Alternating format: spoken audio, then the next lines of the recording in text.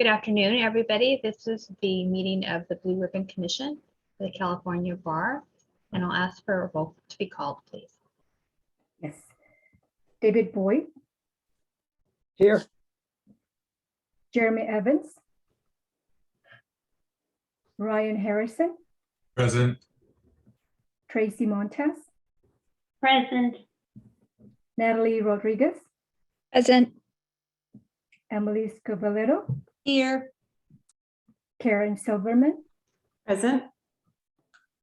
We have a quorum. Thank you very much. Again, welcome everybody. On behalf of myself, Justice Guerrero, as well as my Vice Chair, Josh Bertula.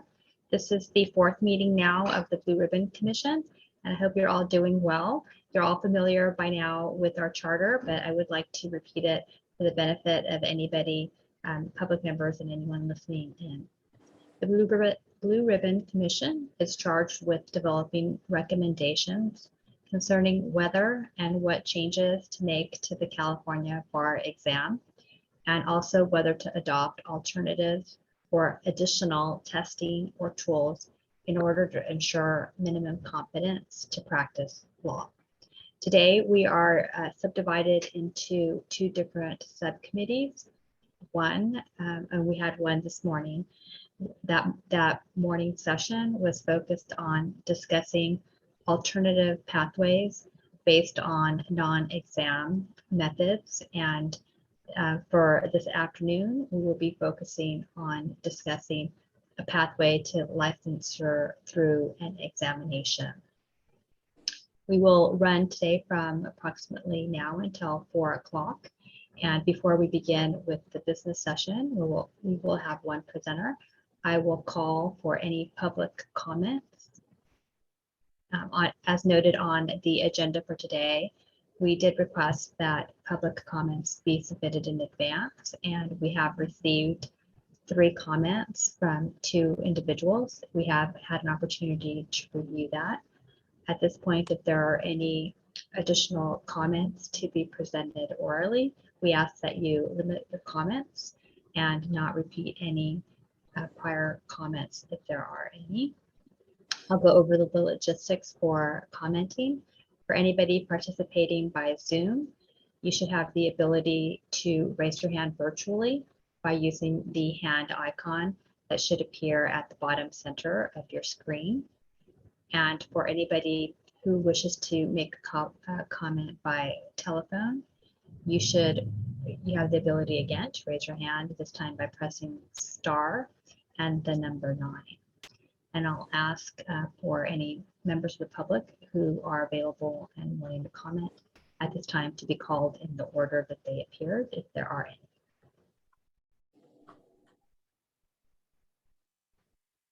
Justice Guerrero, I just wanted to let you know, I wanted to let, I just saw Amy Williams raise her hand. So I just wanted to let her know that as she's not the member of this subcommittee, so she just lower her hand, so it's fine. So the first public comment is from Maria Tai. So Ms. Tai, go ahead and present your comment.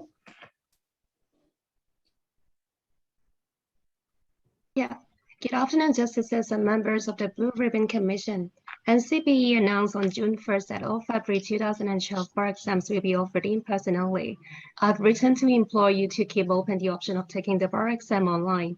While NCBE determines that in-person is the best method to administer the bar exam, its mission is to eliminate any aspects of its exams that would contribute to performance disparities among different groups. I would like to draw your attention especially to the needs of LM students and foreign attorneys. A minority group of examinees tend to be non-US citizens. Notwithstanding travel restrictions vary across countries, the additional costs for testing and quarantining are tremendously high. Many non-US countries require mandatory quarantining of 2 to 3 weeks at a designated hotel after international traveling. Examinees need to fly in a week earlier to adjust to the time zone. US embassies and consulates are experiencing a backlog of visa applications. Citizens of some countries, despite in possession of a valid visa, got refused entry at the US post due to political tensions. Even going through international traveling would not guarantee a sitting in the US. And we are speaking of the cost of 1 month of hotel accommodation, plus flight tickets, plus visa application fees, plus COVID testing fees.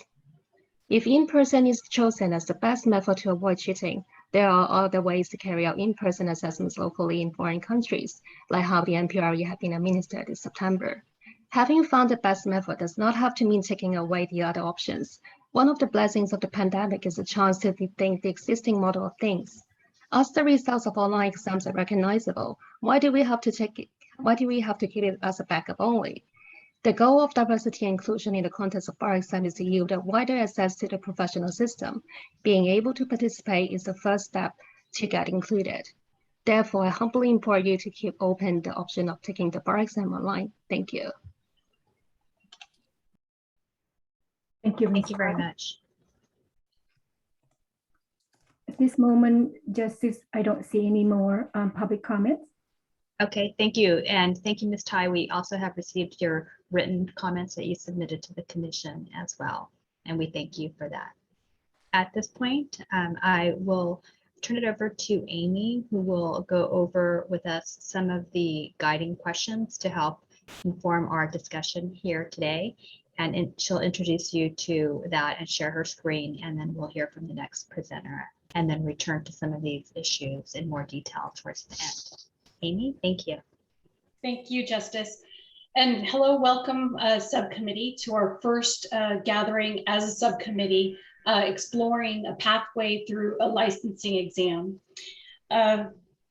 As we embark on exploring this pathway, it's important to understand, the questions that we have before us as a subcommittee, and looking at what's already been presented at previous meetings and through our literature that we made available, and also at when you also review the mission statement that we put together and the values that are going to be reflected in this exam pathway. This is a summary of some of the questions that we need to grapple with. And specifically, what should the exam look like in order to achieve our mission? What does demonstrate minimum competence? What does the demonstration of minimum competence look like? And the data that we've looked at and explored at our first meeting, for example, we looked at the California practice analysis, specifically at the knowledge, the skills and abilities that were resulted that were yielded by that California practice analysis, as well as the National Conference of Bar Examiner practice analysis that was conducted nationwide. And also we've heard from Dr. Deborah Merritt, who will also be speaking today on the tenets for building a better bar. So we heard a little bit broadly about what a bar exam alternative pathway would look like. Today, she's going to be speaking to these tenets. Also, in terms of access and fairness, which is reflected in the mission statement that we put together in previous exams, how are fairness and equity considerations implicated as measured by either cost of the exam delivery modality and format, as well as exam content and disparate performance. We've had some initial presentations that spoke to some of that disparate performance during our first meeting. So questions that both pathways, whether it's an exam or an exam alternative, have to grapple with include: how do our recommendations protect the public? How do our recommendations ensure minimum competence in professional ethics and responsibility? Whether it's an exam or an alternative, we have to ensure that minimum competence is being met. How do recommendations also address reciprocity and portability? So, for example, we've talked about the fact that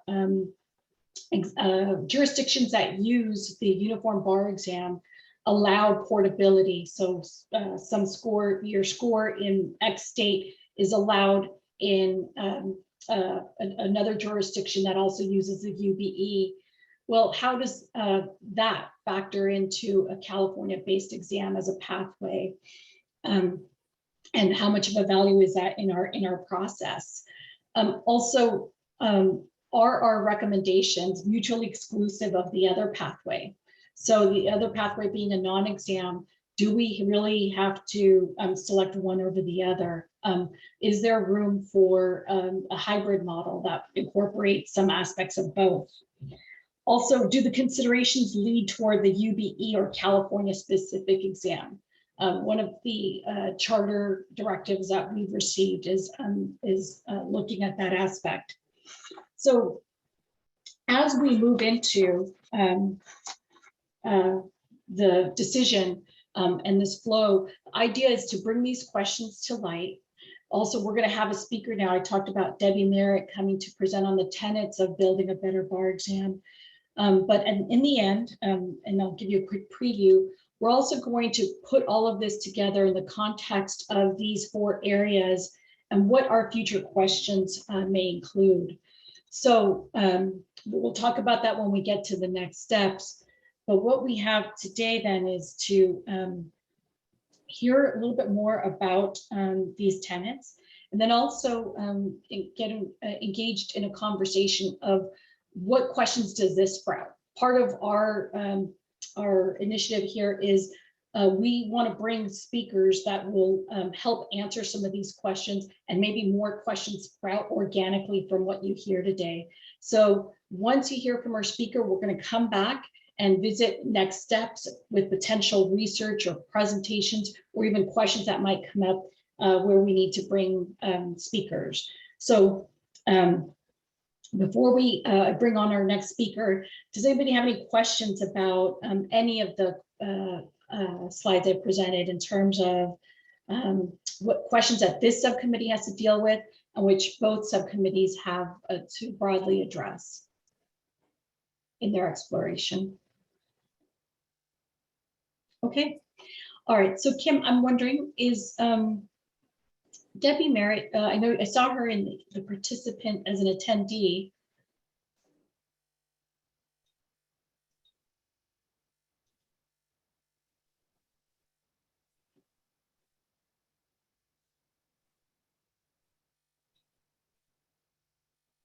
Can we, oh, there she is. So she's been promoted as a panelist. And so with that, I'd like to introduce Dr. Deborah Merritt. I'll be presenting today. Thank you very much. I have in Okay. fact been elevated, and here I am. It worked seamlessly. Thank you so much for inviting me to talk to you again. I'm just really impressed by the seriousness with which California is approaching these licensing issues, both over the last few years, many years now, and through this Blue Ribbon Commission. I actually listened to the subcommittee meeting this morning, which was very engaging and informative, and I hope that I'll be able to provide some equally useful information to you. I prepared a short handout over the weekend, which I hope you all have. If you haven't looked at it yet, don't worry, it's not required reading. I'll be talking through the same points in this presentation, but I wanted to give you something in addition to the slides, which I'll also forward, that you could look to in the future.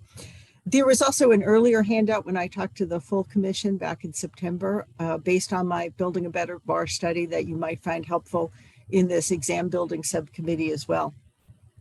So what I'm going to do today is talk about 10 principles that I think are essential when thinking about developing an exam that will test minimum competence to practice law.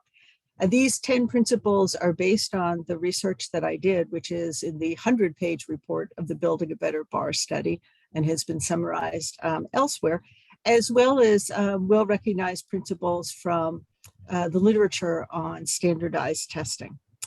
So let me share my screen. I do hope to leave, by the way, plenty of time for questions and discussion. But let me get started here.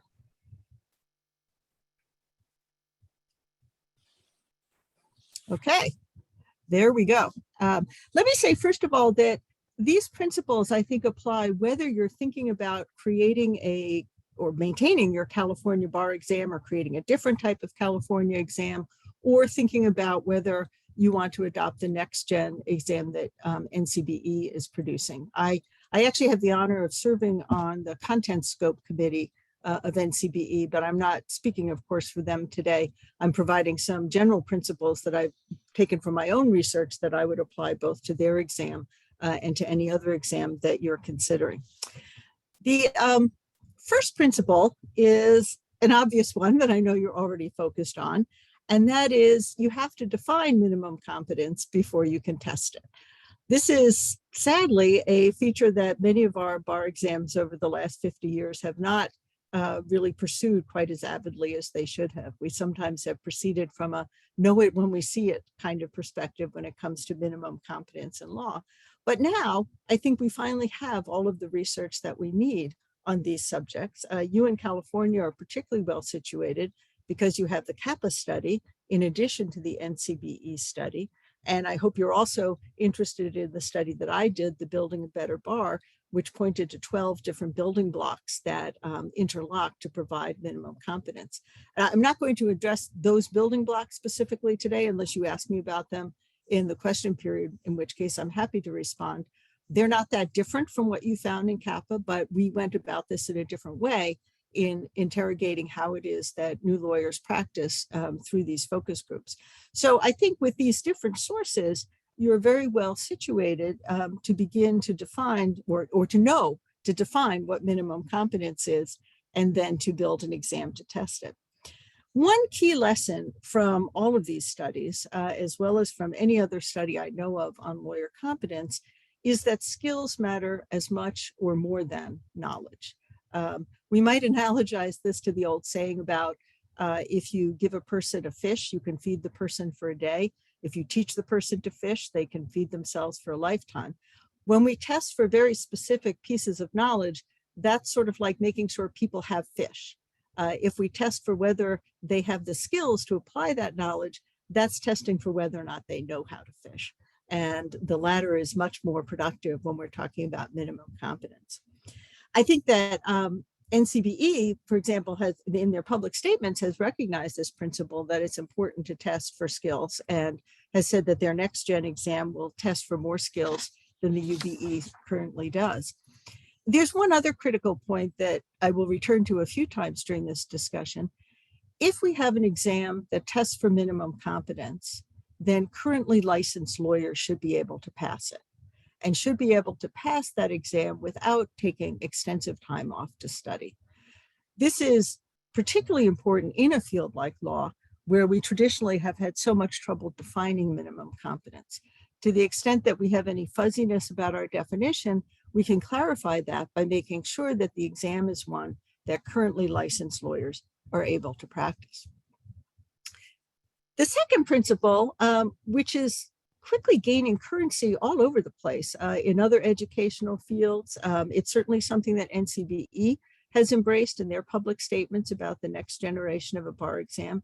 And that is that the current exam relies or requires too much memorization, and that we should reduce testing based on memorization in the future. A few points about this. One is that the very simple one that new lawyers don't work from memory, or at least not from memory of black letter principles. They don't have an inventory that they maintain into their first year of practice of several thousand black letter laws that they then search like a computer and spit out the right law for a particular circumstance. They work instead with something I call threshold principles, which I'll talk about in the next slide. But they're not simply machines that spit out black letter memorized rules. This has always been true of lawyers, but it's more true today than ever before. And it's not just that we have such amazing digital aids so that I could sit here in the middle of talking to you and quickly look up, the statute of limitations for battery in Ohio if I needed to know that. It's because the black letter rules themselves have grown exponentially since 1980. I gave an example of that in the handout that I prepared. Related to a field I know well, criminal procedure. In 1980, the US Supreme Court had interpreted the Fourth Amendment to give us a number of very general principles about a warrant being preferred, about what kind of probable cause you need, under what circumstances to search without a warrant, and so forth.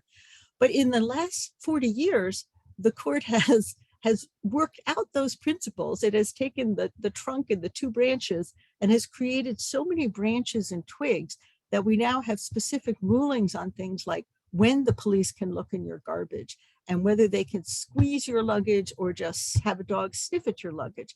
These are now black letter principles, and many of them were decided by 5-4 ruling. So it's not as if these were obvious derivations from the principles, but a person taking the exam today has to know all of those rules by memory in order to succeed. It's really an extraordinary growth of the law that we're testing on now. Now, before I leave this slide, I want to acknowledge that the bar exam clearly requires more than just memorization. You don't just spit out memorized rules on the bar exam. We require people to apply those rules to fact patterns. But the memorization is a condition precedent. It's a necessary but not sufficient condition. If you don't remember the black letter rule, then you can't answer the multiple choice question and apply that rule to the facts of the case. So I think it's now well recognized that memorization is a condition of our bar exam, and that we probably should cut back on some of that memorization.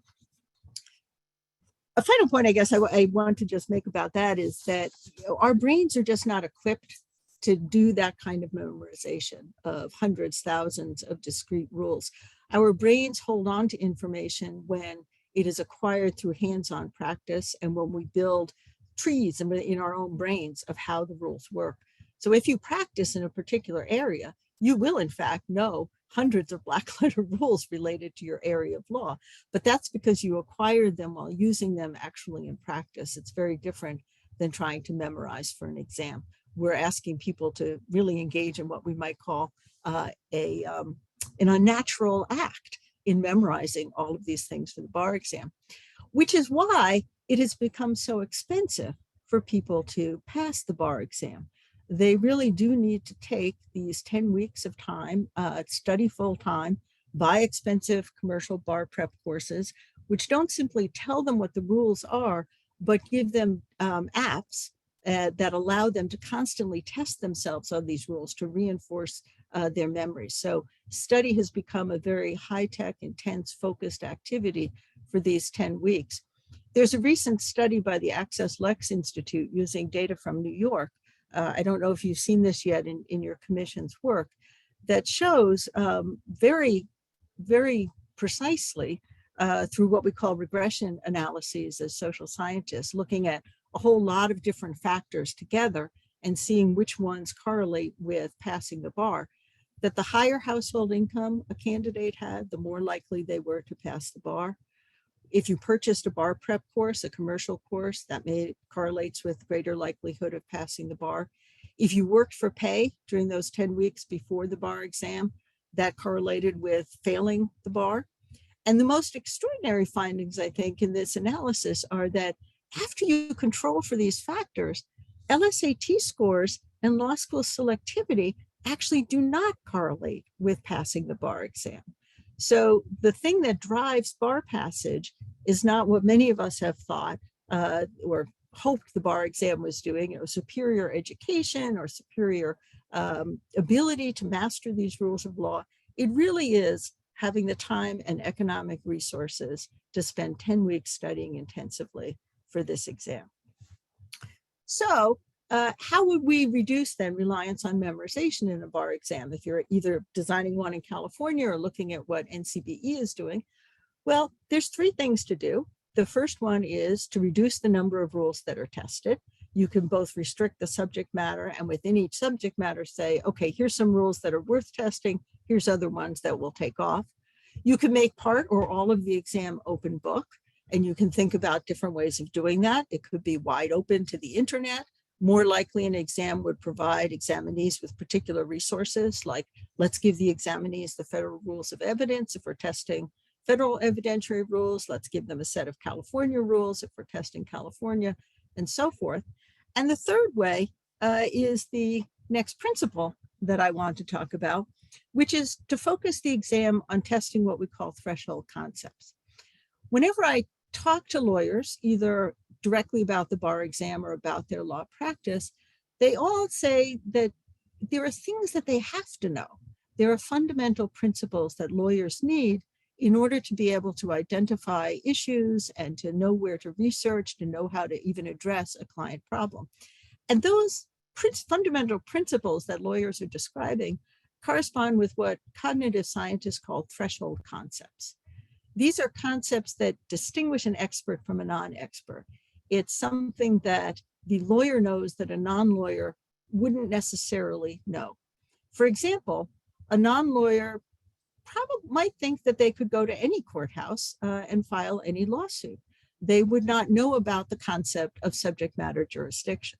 Lawyers, after the first year of law school, hopefully understand that every court has its own subject matter jurisdiction, that there are rules and statutes, sometimes constitutional provisions, that define what kind of cases that court can take.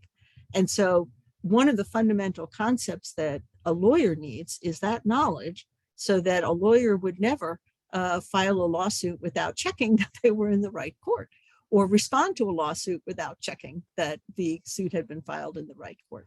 So in all sorts of areas, not just civil procedure, these concepts are flags for us as lawyers. They identify the issues that we know we have to follow up on. We know, for example, that immigration status, immigration and citizenship status have an impact on all sorts of areas of the law.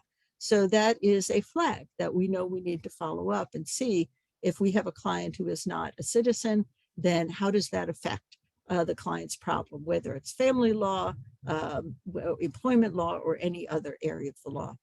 These concepts also guide our efficient research. They act as a way as a kind of table of contents or index to where we might be looking. We know the words that we use to look up, like that phrase, subject matter jurisdiction. If I want to find out a court's, the kind of cases they will hear, I don't just type into Google, what cases will this superior court hear? That might give me an answer nowadays, but I know I can use that word, subject matter jurisdiction. These concepts are also so important to us because they allow us to navigate different legal systems that change over time. This is one of the ways in which law differs so greatly from medicine, engineering, and many other fields. The law is not the same here in Ohio, where I'm sitting, as it is in California, where you're sitting. And a lawyer who I educate here at Ohio State, who goes to California, has to have the ability to find out what the rules in California are, and also to be able to, over time, as those rules change, to track them. The final benefit of threshold concepts is that these actually stick in memory. This is the type of thing that's hard to forget. Once you've learned that courts limit the kind of cases that they will hear, you're not really going to forget that unless you leave law entirely and you just try to wipe your mind of everything you ever learned in law school. Again, these are the sorts of things that change our perspective on the world. We see the world a little differently once we know these threshold concepts, and for that reason, they'll stick with us and they provide a lasting foundation. So any bar exam should really be focused on these threshold concepts. And if we want to test more detailed rules, should provide resources for the candidates to refer to while thinking about those detailed rules. The fourth principle about evaluating a bar exam today is to think about the amount of multiple choice questions. I think there's an evolving consensus that multiple choice should be scaled back, that we should use it more sparingly than we have. It currently makes up 50% of the uniform bar exam. I have heard several psychometricians recently say that you don't actually need 50%, that you can get much of the same reliability power that you might want from multiple choice questions with only 25% of the exam devoted to multiple choice. Meanwhile, I think all of us are recognizing that law practice is not multiple choice, and that in fact, multiple choice questions tend to funnel our thinking in a way that really is not most useful for lawyers, that the value that we provide clients is pushing past the obvious and devising more creative solutions. The obvious solutions are available now on the internet, and they're available from LegalZoom and other companies that provide standard templates for different types of responses to legal questions. We provide more value than that, and our test of minimum competence should reflect that. There have also been changes in the abilities we have to grade other types of assessments. Multiple choice questions became very popular because they provided an ease of grading and a reliability that essay questions and answers did not have 40 or 50 years ago. But in education, as well as in psychometrics, we've advanced quite a bit. And we now are much more comfortable using rubrics, having assessments that are more reliable between graders. They may not ever be quite as reliable as a multiple choice question in terms of me agreeing with you as to what exact score to give this essay, but we've come a lot further along there. And finally, we've realized that it's possible to integrate multiple choice questions with longer exercises. California actually pioneered this decades ago, where you had at one point an experimental exam that had the performance test, that is those case files where you have a client problem and a library of resources that included not only a final work product that the candidate had to produce, but some multiple choice questions that were based on that file. And I think if you look at the announcements that NCBE has made about their next gen exam, they're talking about an integrated exam, which suggests that they may also be taking a page from California and thinking about how multiple choice questions might be integrated with other types of responses. This leads me to the next point, which is one that I think California has also in a way pioneered, and that is replacing any essay questions with performance tests. The performance tests, remember, are the tests in which we give candidates a client file, facts that are drawn maybe from a simulated interview or a report from another attorney about what a client said, and then a library of some legal resources. And the test taker has to write some kind of a work product. It might be a memo to the senior lawyer. It might be a letter to the client. And so I'm contrasting that type of question on the exam with the more traditional essay, which gives 2 or 3 paragraphs of jumbled facts and possible issues. And the test taker identifies the issues and answers in half an hour with a resolution to the problem. So, essay questions were an invention of legal education, right? We pioneered them in law schools. And I think in my first year of teaching, at the end of the semester, I read these answers to these essay questions and I thought, why do we do this? This is not at all like what I did in law practice. What are these essays all about? I confess that I continued to use essays for many years, but I tried to move more towards performance tests. And the performance tests now give much more power on an exam than traditional essays do. They're more valid because they both are valid in the sense that they're much more authentic. It is what new lawyers actually do in the workplace. And so they can track those skills and abilities and knowledge that were designated in the practice analyses. They're also more reliable in grading than traditional essays, because since the performance exam is a product that we recognize as lawyers, it is easier for lawyers grading these performance tests to agree on what is a minimally competent answer and what is not. With an essay, you have a 2-step analysis. You think about, well, how good is this as an essay? And then what does this tell me about minimum competence if this person actually wrote an email to a client? So that I think that as states are using more performance tests, they're finding that they're actually easier to grade and more reliable. So you get more power from the performance test than from an essay. This principle is one that I know your commission has embraced very strongly, this commitment to inclusivity and fairness. So I want to hit just a few points about this and some specifics. It's not just your commission. The national standards on testing now recognize that there are 3 legs of high stakes testing that we have to be concerned about: validity, reliability, and fairness, that each of those is a separate concern. I've already talked about the problem with bar exams that require too much memorization. That is a very significant fairness and inclusivity problem. As the Access Lex study shows, it really does tilt the field towards people who have the resources to spend 10 weeks studying full time and to take those expensive prep courses. Another concept that comes into play here is universal design. Are there formats on a written exam that are accessible to the widest group of test takers.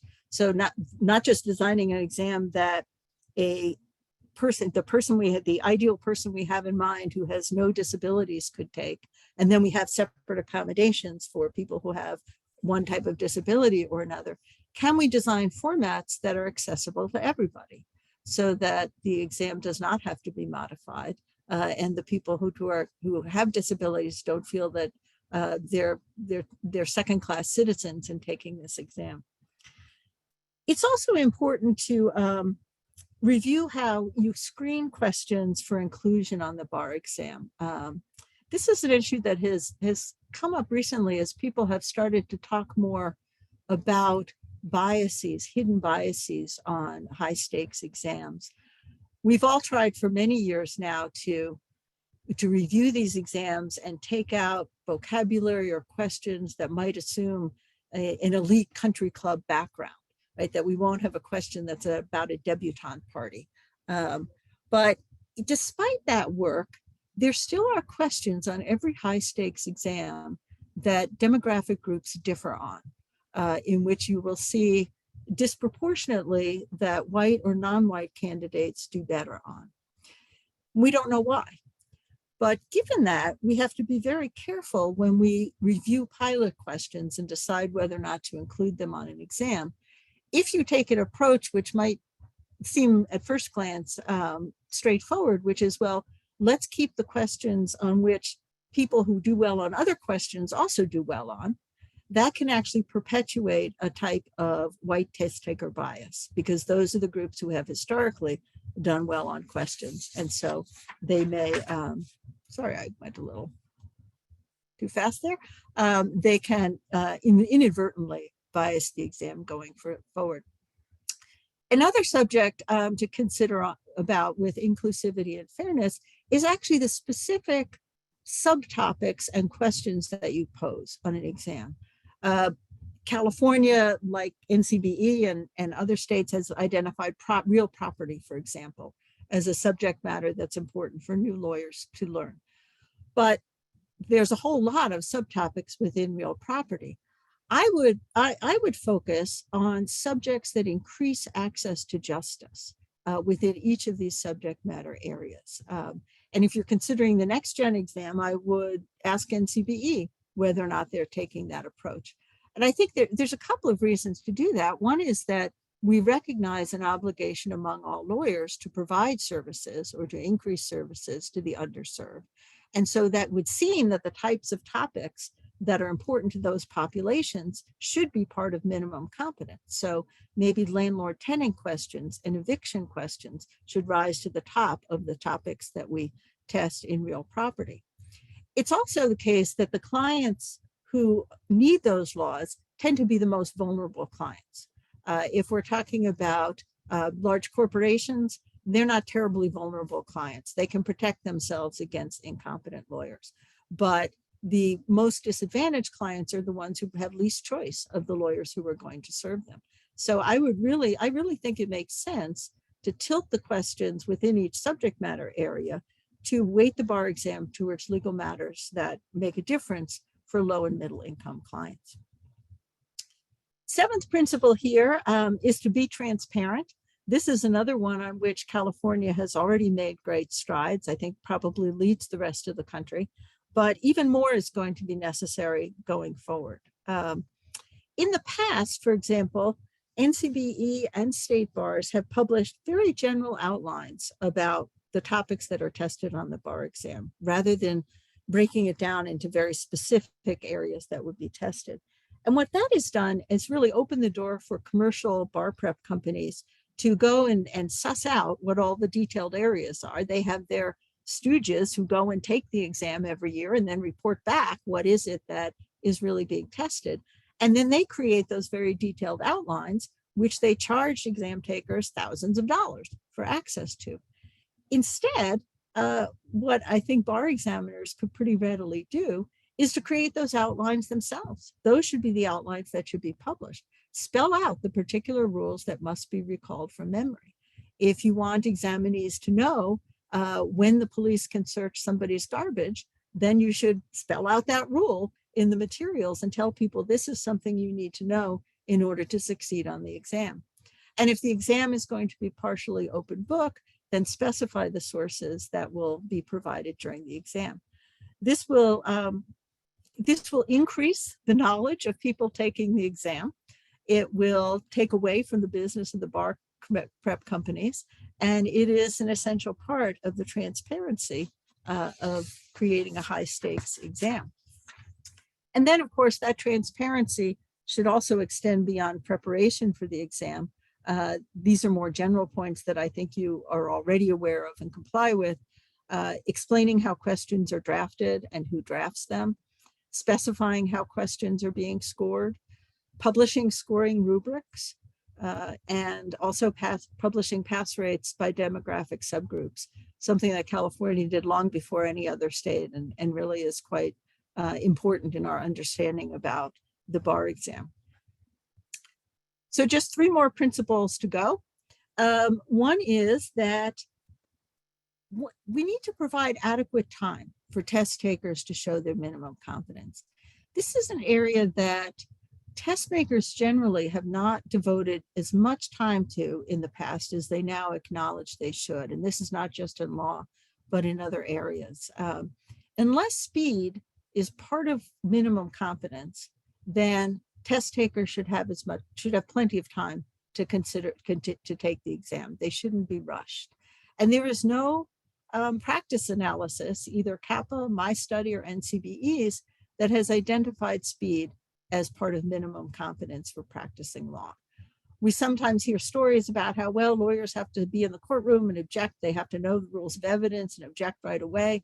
But that's not really how lawyers operate. I'm a courtroom lawyer and I've been a clinical professor for a number of years. You don't just go into the courtroom on a case you've never heard of before. You go into the courtroom on a case that you know well, that you have prepared for, you know the evidentiary issues that are likely to come up and so forth. So speed is not part of competence. And therefore, in creating the exam, we need to start piloting questions and determining the time limits based on what those pilot studies show. The performance tests that NCBE has, for example, in the UBE, currently allow 90 minutes, which there's widespread criticism of that nobody in practice would possibly do what those tests require in just 90 minutes. So what really needs to be done is to pilot with people who are recently licensed lawyers or volunteers, these types of questions, and see, well, what happens if we give them an hour and 45 minutes or 2 hours? Do more people show minimum competence in a longer period of time than could in 90 minutes? If they do, then we need to provide that additional time, because speed is not part of minimum competence. And if we have somebody who can show their competence with 15 more minutes, then that time should be provided. This is especially important, of course, if there are differences among subgroups. If it turns out that the average white candidate can demonstrate minimum competence in 90 minutes, but the average Latinx candidate or Black candidate needs an additional 10 minutes, but then demonstrates minimum competence, well, then we should be providing that extra 10 minutes to everybody. Nobody should feel rushed on an exam that's trying to test for minimum competence rather than for speed. Another one that goes along with this is setting a realistic cut score. And again, California has been ahead of the curve on this. You spend quite a bit of time looking at cut scores and held a good process for setting the cut score. But there's an additional component to setting a cut score that I think we really should embrace in law. And that is that the standard setters, people who set the cut score, should first take the exam themselves under realistic conditions. This gets back to my point that if currently licensed lawyers can't pass the exam, then it's not a test of minimum competence.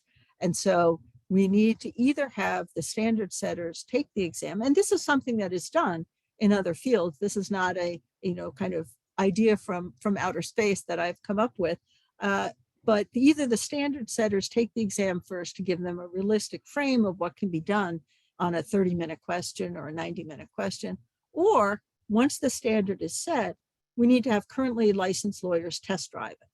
We need to have groups of currently licensed lawyers who will take the exam and see how many of them are able to pass with the score that's been set.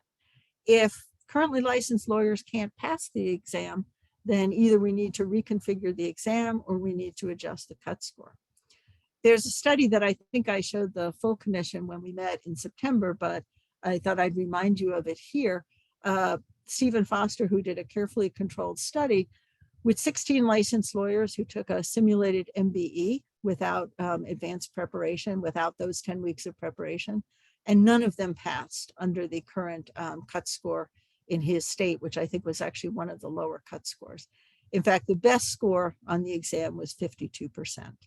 So I think this shows us two things. One is that the current exam is the things that people memorize for the current exam do not stick with them because some of these lawyers were taking this simulation only a year or two after they'd taken the exam. And it also suggests that we need to be realistic and have an exam that currently licensed lawyers can achieve. Okay, last point I'll suggest to you, and then I would love to hear your questions and comments. When you create a test of minimum competence, or when you evaluate a test like the Next Gen exam, it is important to document what you're not able to test. These are the skills from the CAPA report, which are very similar to ones from my Building a Better Bar exam or from NCBE's practice analysis. And I think you will find that the skills highlighted in yellow are very difficult to test on a written exam, on a time limit, especially one that you're going to try to give over 12 hours and 2 days. Not impossible. There are some ways to test some of these skills in part, but it is difficult. And so if you as the exam subcommittee are looking at the question of the exam, it's important to keep track of what you find you're going to have difficulty testing. Because then with that knowledge, I think you'll have to confront the question, or the full commission will do, well, what happens if we can't test for all of these essential skills on a written exam? Do we need to supplement the exam? Should we have, for example, both an exam and a requirement of clinical work in law school, with the clinical work taking care of some of the things that we can't test on a written exam? Or will we conclude that, well, a written exam can only test some of the competencies that are needed, but that's okay. As long as a lawyer has 8 of the 12 competencies or something like that, we feel reasonably confident that the public is protected. But at the same time, this gives us confidence in some alternatives. Maybe the exam only tests 8 of the 12 competencies, but a clinical path or a postgraduate supervised practice path, like the one the morning group was hearing about, well, that only tests 8 of the 12 competencies as well. Or it tests, maybe it tests all of them, but we're not sure how to document 4 of them. Well, maybe that's as good as the exam then. I think these are valuable questions that your group will be able to bring to the other subcommittee to think about how your work knits together in addressing this overall problem. So I think I'll stop sharing my screen so that I can see all of you and respond to any questions. Thank you so much, Dr. Merritt, and thank you for continuing to give so generously of your time to assist us here today. Are there any questions from the group? Neil? Thanks for that presentation. I find very intriguing the idea of testing on subjects that are relevant to justice gap issues. So I want to ask you sort of a point on that issue. Does that, if that is going to be a priority, does that weigh in favor of a test that is focused on California law? And maybe even putting that issue aside completely about whether or not we focus on topics addressing access to justice, what are your thoughts about having an exam that is jurisdiction specific? Well, to answer the first part first, I don't think it necessarily argues for a state-specific exam, because some of the legal questions that low-income people face are federal questions as well as state ones. So immigration law, Social Security, benefit sorts of questions, some medical insurance questions and so forth are federal. And it could be that some of the other questions, because certainly family law, landlord-tenant law, and so forth, those are going to be very state-specific. There are two ways to handle that. One is that you could develop an exam which is state-specific. California is a big state, and it's important to serve your lawyers and not worry as much about my Ohio lawyers. You could within the exam provide resources for some of the more detailed questions. So for example, you might want somebody who understands the threshold concepts of landlord-tenant law, but might not have to know the specific number of days in California for an eviction notice, because you would provide that resource in the exam so that even somebody who hadn't studied the relevant California law could do that. On the broader question about state-specific versus more general exam, my study showed, and I think that anecdotally most people would agree with this, that new lawyers are much more likely to practice state law than to practice federal law. And so it is odd that our bar exam increasingly in most states focuses on federal law or on general principles that are not the law of any particular state. The answer to that, I think, is again to get back to threshold principles. I teach evidence, and I also practice in Ohio, so I know the difference in evidentiary rules. Mm-hmm. If I tested people on a bar exam on threshold principles about evidence, like the fact that you can't in court, we want you to come and testify firsthand. We don't want you repeating statements from outside the courthouse, and that's known as hearsay. And that there are a lot of exceptions to that, but that's a general rule. So that I would think of as a threshold concept. I would then give the test takers the rules of evidence that I want them to use during the exam, because the state rules differ in some respects from the federal ones. We don't have a residual exception to hearsay in Ohio. So good luck arguing that to an Ohio judge. But if what I announced was that, and this also gets back to specifying the exam, if I said, okay, this exam is going to test on evidentiary principles. In the exam, we are going to give you either the federal rules of evidence or the California rules, whichever you choose. And we are not going to expect you, we're going to give you enough time to look up some of these specific questions that would allow people to take the exam, even if they're not going to use exclusively California law, but also show their competence. It might help with the reciprocity issue. I think when you get into the state jurisdiction specific exams, right, that's where, although I don't, I can understand why that's the reaction of states. Like, why should I in Ohio simply, recognize somebody who's passed the California bar exam? Although we do, if you've also practiced for 5 years, right? So we will take the California exam. Frankly, it doesn't, if somebody has passed the UBE, they don't know anything more about tort law in Ohio than they do if they passed a California tort law exam, because the UBE is not about Ohio. So I would think that if it were me personally on the Ohio Supreme Court, I would say, if California has a good exam, let's recognize that in the same way we do the UBE. Neither one is about Ohio law. Mm-hmm.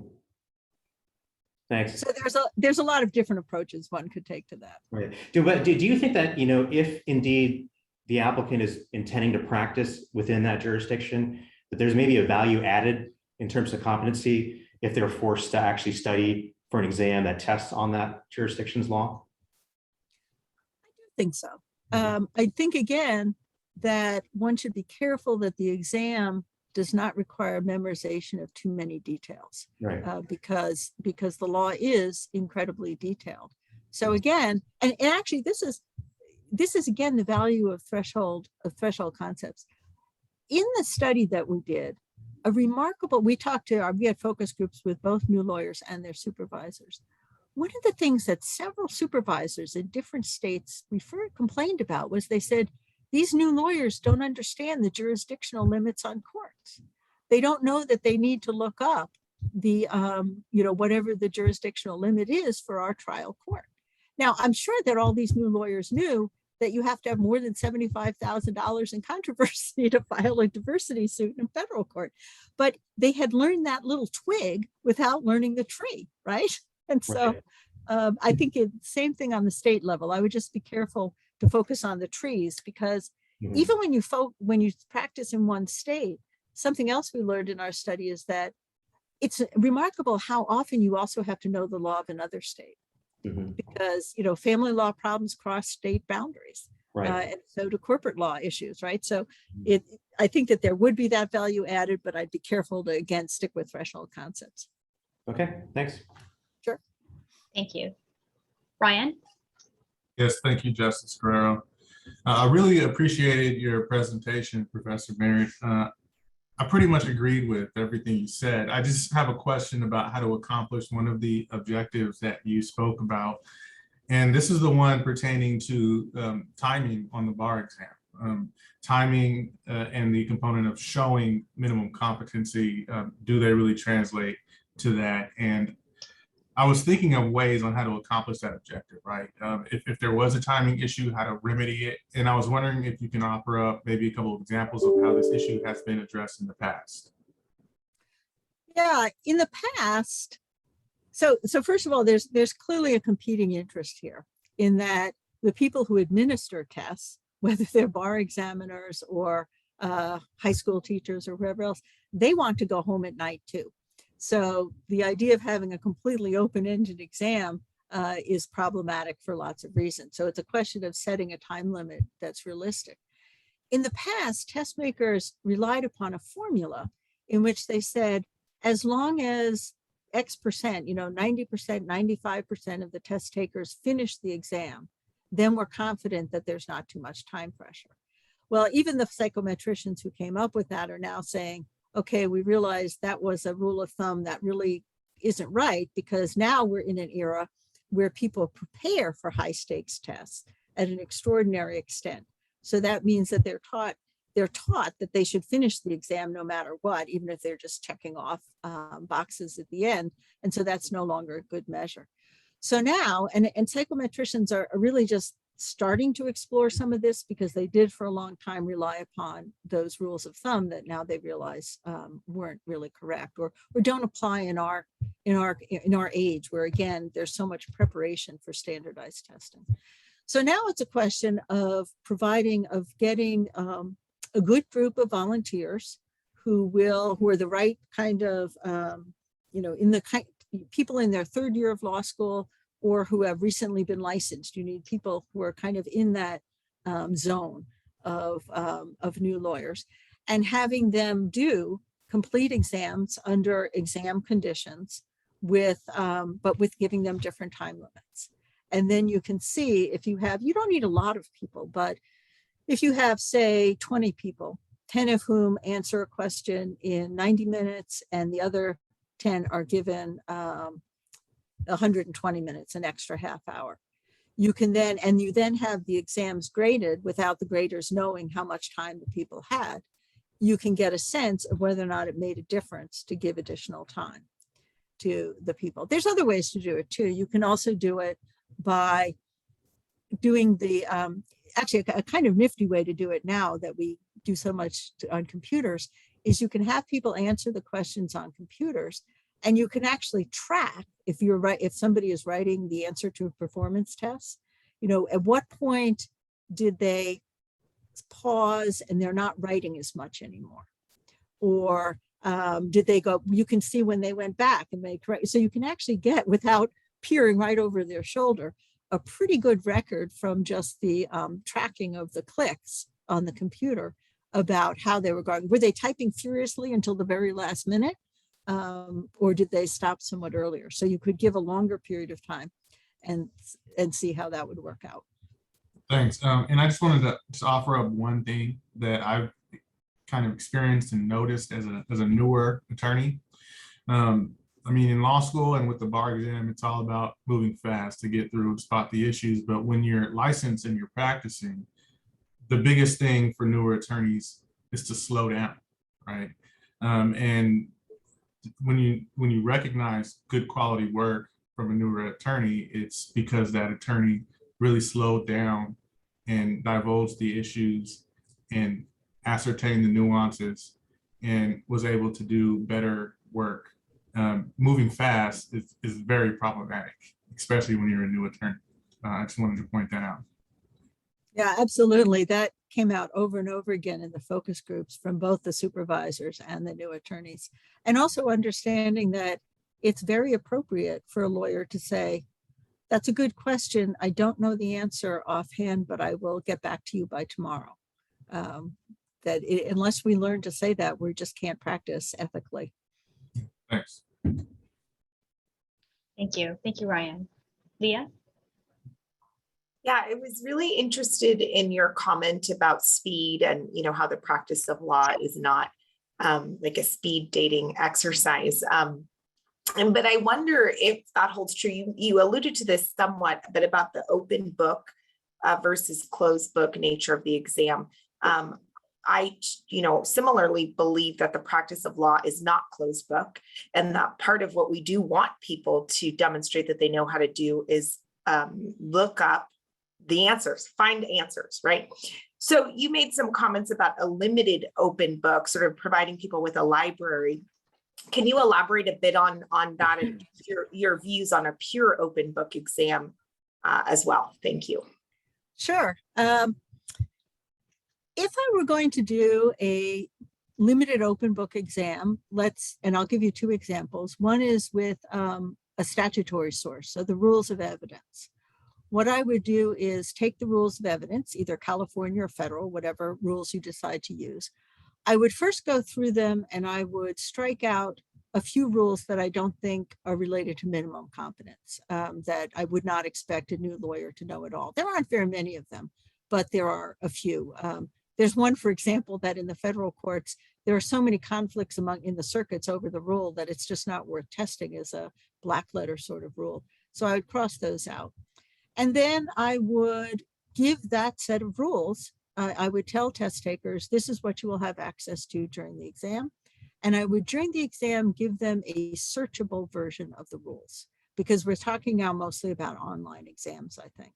And so you don't want them bringing in their own. If as an attorney, you have your own copy of the rules and you have little tabs on it and you know which one, you can easily navigate to the rule you want. On an exam, it's going to be somewhat different, but if you give a PDF searchable version of the rules, then somebody can think, oh yeah, excited utterance. What's that rule again? And type in excited and go right to that rule. That's the way people work in practice. So that would be a way of simulating that. For other parts of the law, I'll take my other area in which I practice, criminal procedure. There are some rules of criminal procedure, but usually what we mean is let's test the Fourth Amendment requirements for search and seizure. Well, you can't just give them the Fourth Amendment. That's not going to tell you much. And you can't give them 40 years of Supreme Court decision. I think what you have to do is come up with, it will look a lot like what's in the bar exam books. And what's in, if you look in the appendix to my handout, it's just a short form. Here's some, if you want people to know these rules, here's the rules. Here's the rules of what you can do in searching luggage and searching cars and searching garbage. And if you don't want people to memorize all of those, which I would urge because it's a lot of things to memorize, in my clinic, we don't go on memory. We check whether or not the police did a proper search. Then again, you would say, here's what we'll expect people to know, and we will provide this list during the exam so that people could again search that. It's a scary thought to some lawyers to think, how could we just have a list of constitutional principles? But if we can't have the list, we can't really test on them. Unless you have an exam which asks people to argue both sides, or something like that. But if you're testing, wanting people to get to a specific answer, we've got to be willing to specify the rules.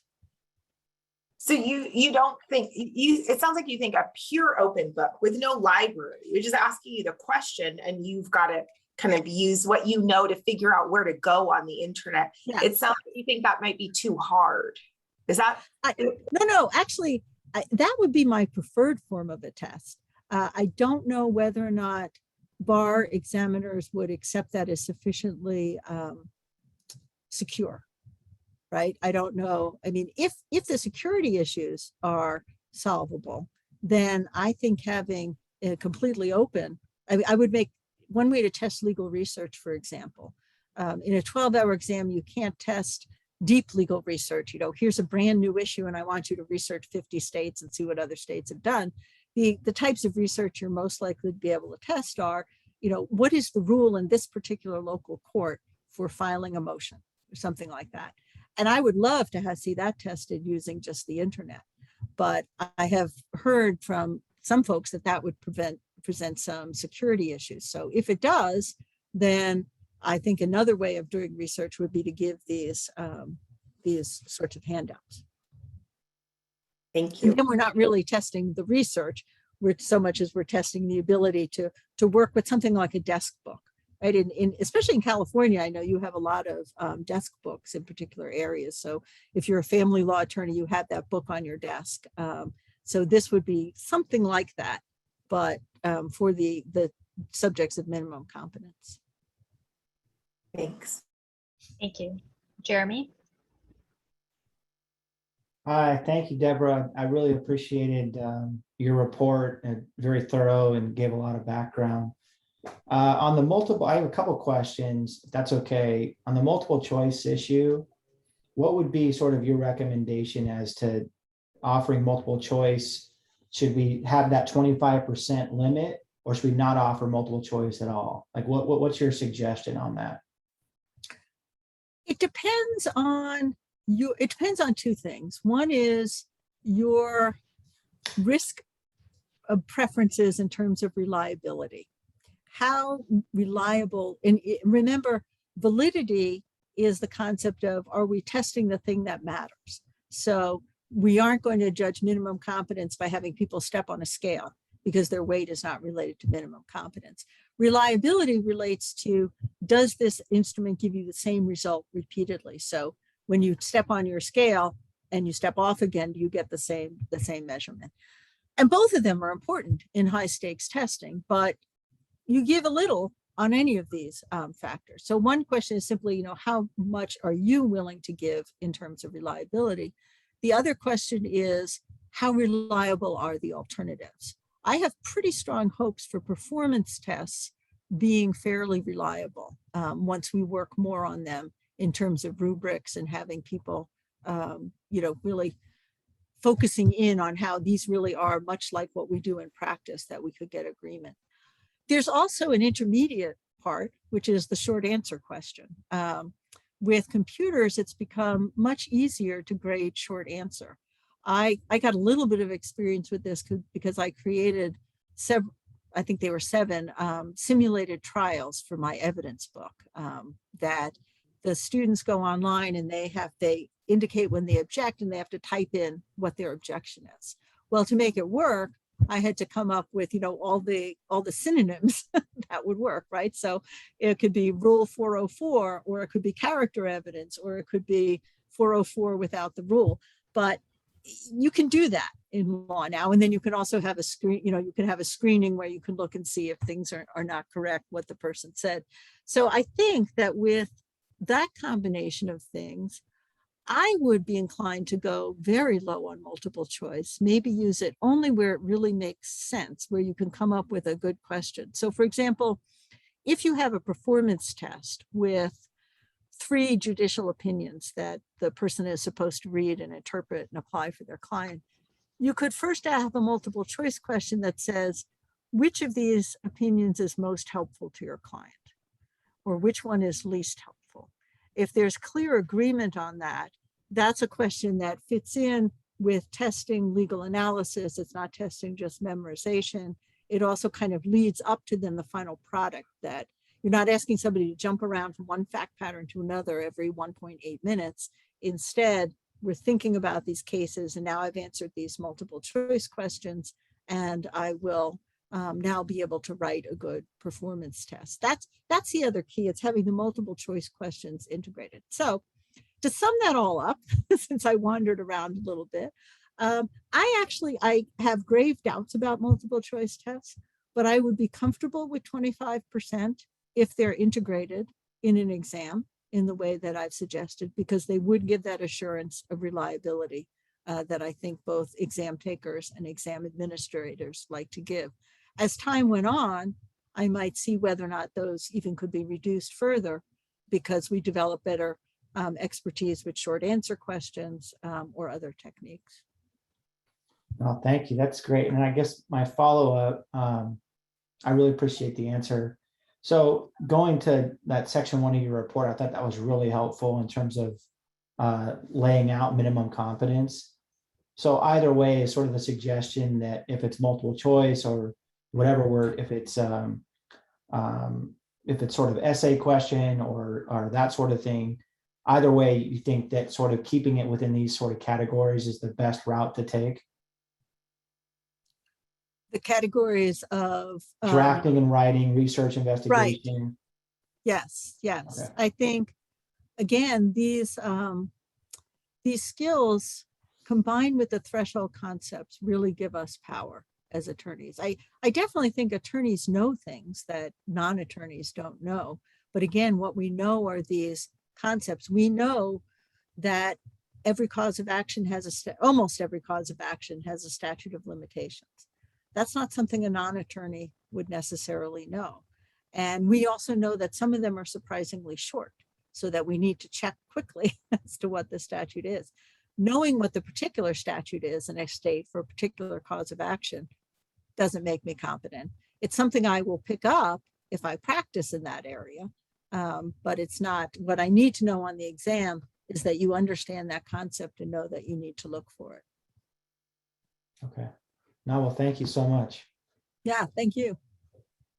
Thank you. Emily? Thank you so much, Deborah. This is wonderful. And I'm got a lot of thoughts swimming, but picking up kind of on Jeremy's question. So it seems to me that really what we're talking about when we think about minimum competence and how we're testing is not the legal rules of law in a particular subject. I mean, it might be, but it really is the skills. And so I was on the CAPA analysis group, and we ended up recommending sort of, at least, again, our charge was just to look at the California bar exam as it exists now. But taking the 14 or so subjects and reducing that to 8, and then also testing the list of skills that you have. And so I guess I'm wondering, you also, I have said that an attorney who has been practicing should be able to pass this exam easily, right? I don't know of a bar exam in the country that an attorney who's been practicing could pass easily. They would absolutely have to study because there's so many subjects to learn. So I guess I would ask, how many subjects do you think we need to get threshold concepts for? And then do we need to have another study, like a CAPA study, to determine what those threshold concepts are? Or can we pull from the CAPA study and analysis or NCBE to know what would be the threshold concepts? And then, sorry, that's 2 questions, I know. And then to test these other skill-based areas, can we still use, this shorter list of legal concepts and subject areas? Thank you.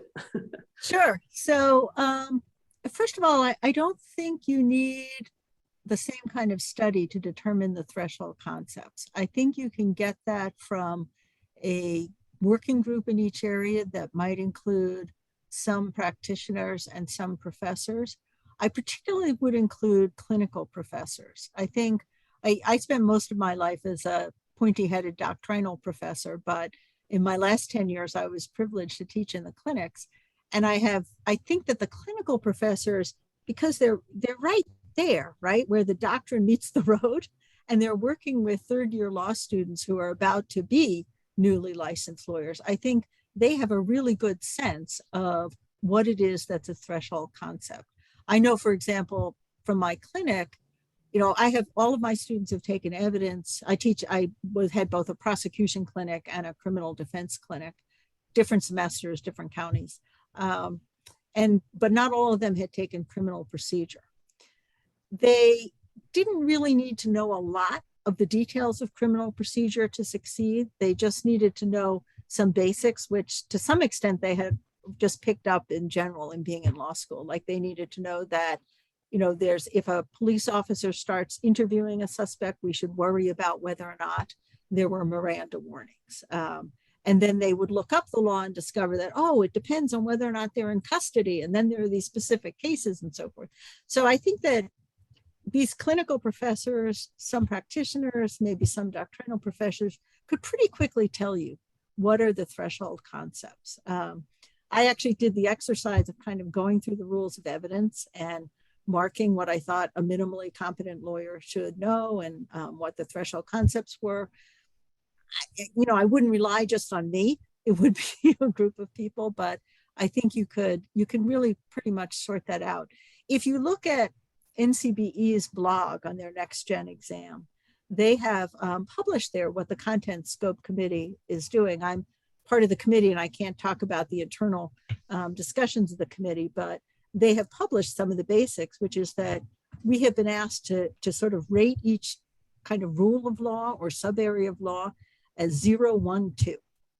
So 0 means this is not something we need to test for at all. It's not related to minimum competence. 1 means that this is something that a newly licensed lawyer should recognize as an issue, but should be able to look to the rules. So for example, I would say hearsay exceptions fall there, that you should be able to look at the exception if you need to. And 2 is this is something that a newly licensed lawyer really needs to know from memory and should be able to recall. And there may be an example of that is that the confrontation clause limits the prosecution, but not the defense in a criminal case. That it's but others, the specifics of that, then you would be able to look up. And so I think, you know, that's NCBE is doing that. And I think it's not a big task. Now, in terms of and then you asked about the skills, I think, is that right? Yeah, just, you know, essentially how many subjects do we really need to be testing? And then can we also test skills using those subjects? Yeah, I think 8 subjects is about right. Really, people in law school, we want people to have threshold concepts in more than 8 subjects, but they're going to get that throughout their law school, and they're going to get them in somewhat different areas, so that one person is going to know the threshold concepts in intellectual property, another one will know them in immigration. I'm quite sure that we don't have a set of 20 subjects that everybody needs to know. I think 8 is about right. And one can differ a little bit on what those 8 might be, because that also, any licensing exam, in a sense, it's taking a sample of a person's knowledge, and it's a sample. We want the sample to be big enough that we feel confident that if we somehow peered into their entire brain, we would be reassured. But I think it's a big enough sample. And those subject matters are perfectly adequate for testing on the skills, partly because for some of the skills, you may end up actually testing in other areas. On the performance tests, on the UBE, they often try to look for an area that's not tested on the bar exam, so that they're really testing your ability to understand a brand new area, like admiralty or something like that, you know, so that's one possibility. I think it makes more sense to actually test with the specifics, but the 8 subjects give you an incredible range, actually. For example, in criminal law, with the substantive criminal law, I'll say quite frankly for myself, it makes no sense whatsoever that the UBE has been testing the common law of crimes. There are no common law crimes in the United States, and we certainly don't punish people for things that were crimes in 18th century England. That just drives me crazy.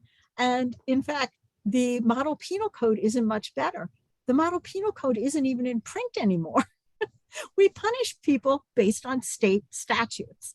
But that means that on an exam, you can use, instead of asking multiple choice questions about the common law of homicide, you can give a particular statute, and you can ask the test takers, under this statute, which degree of murder would you charge based on these facts?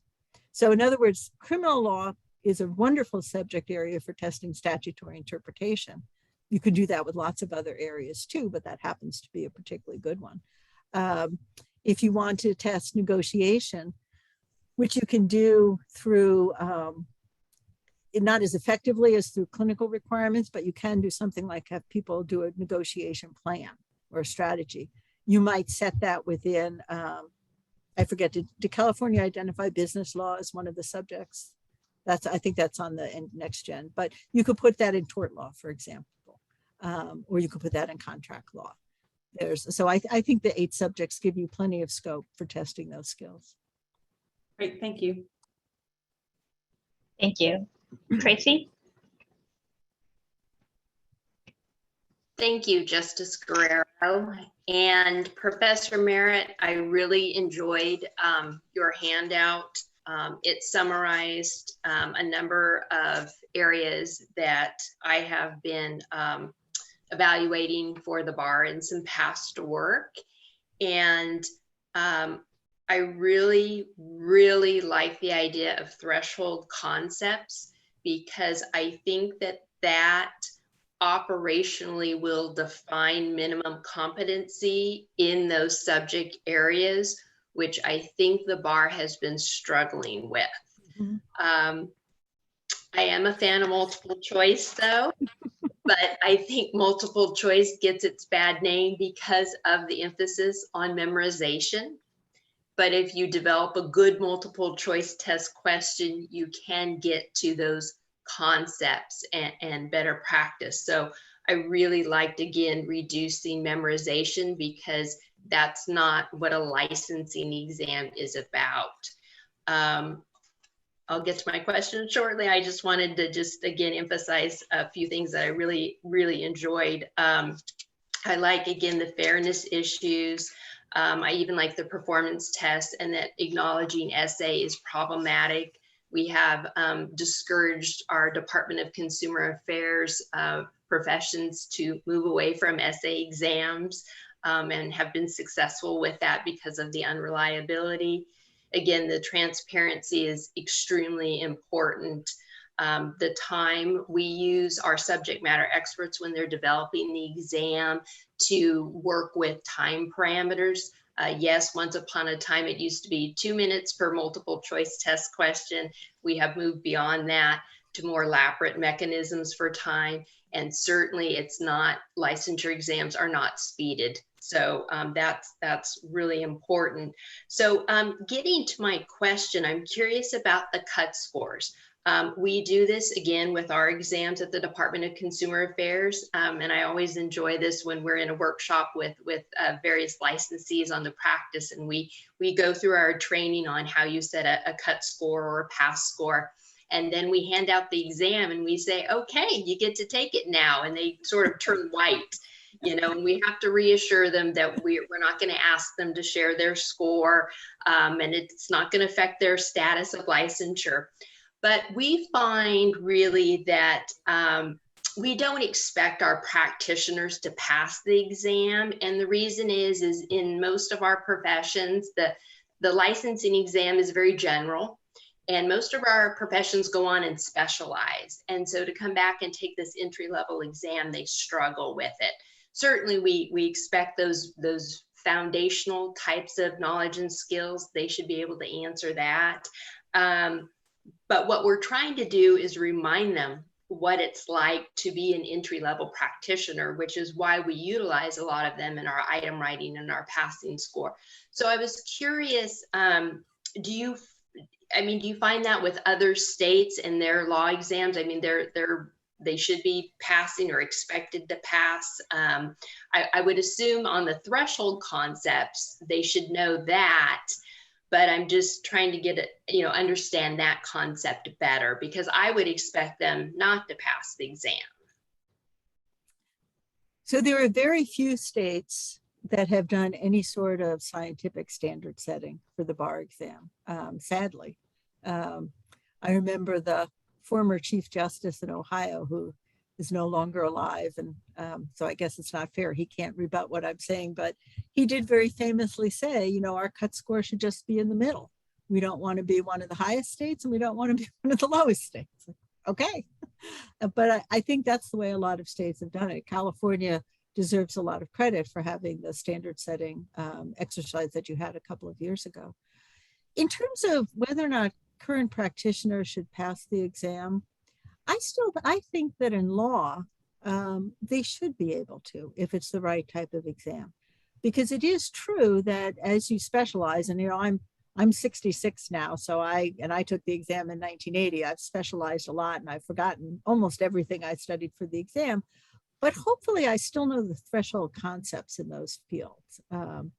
And so hopefully I would still be able to answer, and hopefully I certainly know how to analyze a problem and read cases, analyze a statute. I know better now how to do a plan for negotiation than I did then, since they didn't teach negotiation in law school. So I think that, possibly one could leave a small margin of allowance for the fact that, a practitioner is going to come in to take this exam and most of my mind is taken up with my current caseload, and I'm not really, even if I'm trying hard as part of this standard setting exercise, I'm not trying as hard as the person whose license is on the line. So maybe there's a little bit of a margin. But I think it is a really good way to test and to make sure that that this is testing minimum competence and that it's not overly speeded. I mean, I've been most of my life a subject matter expert. Not technically, I haven't advised on questions for any licensing exam, but I've been a professor teaching in fields. And I find, I write up essay questions and multiple choice questions for my courses every year. And I end up then, I go over and over them and I end up cutting them by half because my initial estimate of what somebody should be able to do is just way, way too, I sit down and try to answer the question myself and I don't get it done in an hour. So that's clearly not going to work. And so I think that subject matter experts, we have our value, but we may always tend to overestimate what people can do. But thank you for all of your work in California. I followed your work early on with the standard setting and have seen your comments here. It's really helpful. Thank you. Thank you. Karen? Thank you. And thank you, Professor Merritt. One quick question about cut scores and then a couple pivot a minute. But on the cut scores, one of the things that I've been just sort of thinking about is when it comes to the scoring, is it your perspective that a test should be designed so that there's a very sort of clear over under, or like should the test produce a clear result, or is there value to that, and is there a method to that? So I guess that'll be my first question, and I'll pause. Or is that not a meaningful concept? No, that's a really interesting question because there's been a real kind of trend in psychometrics.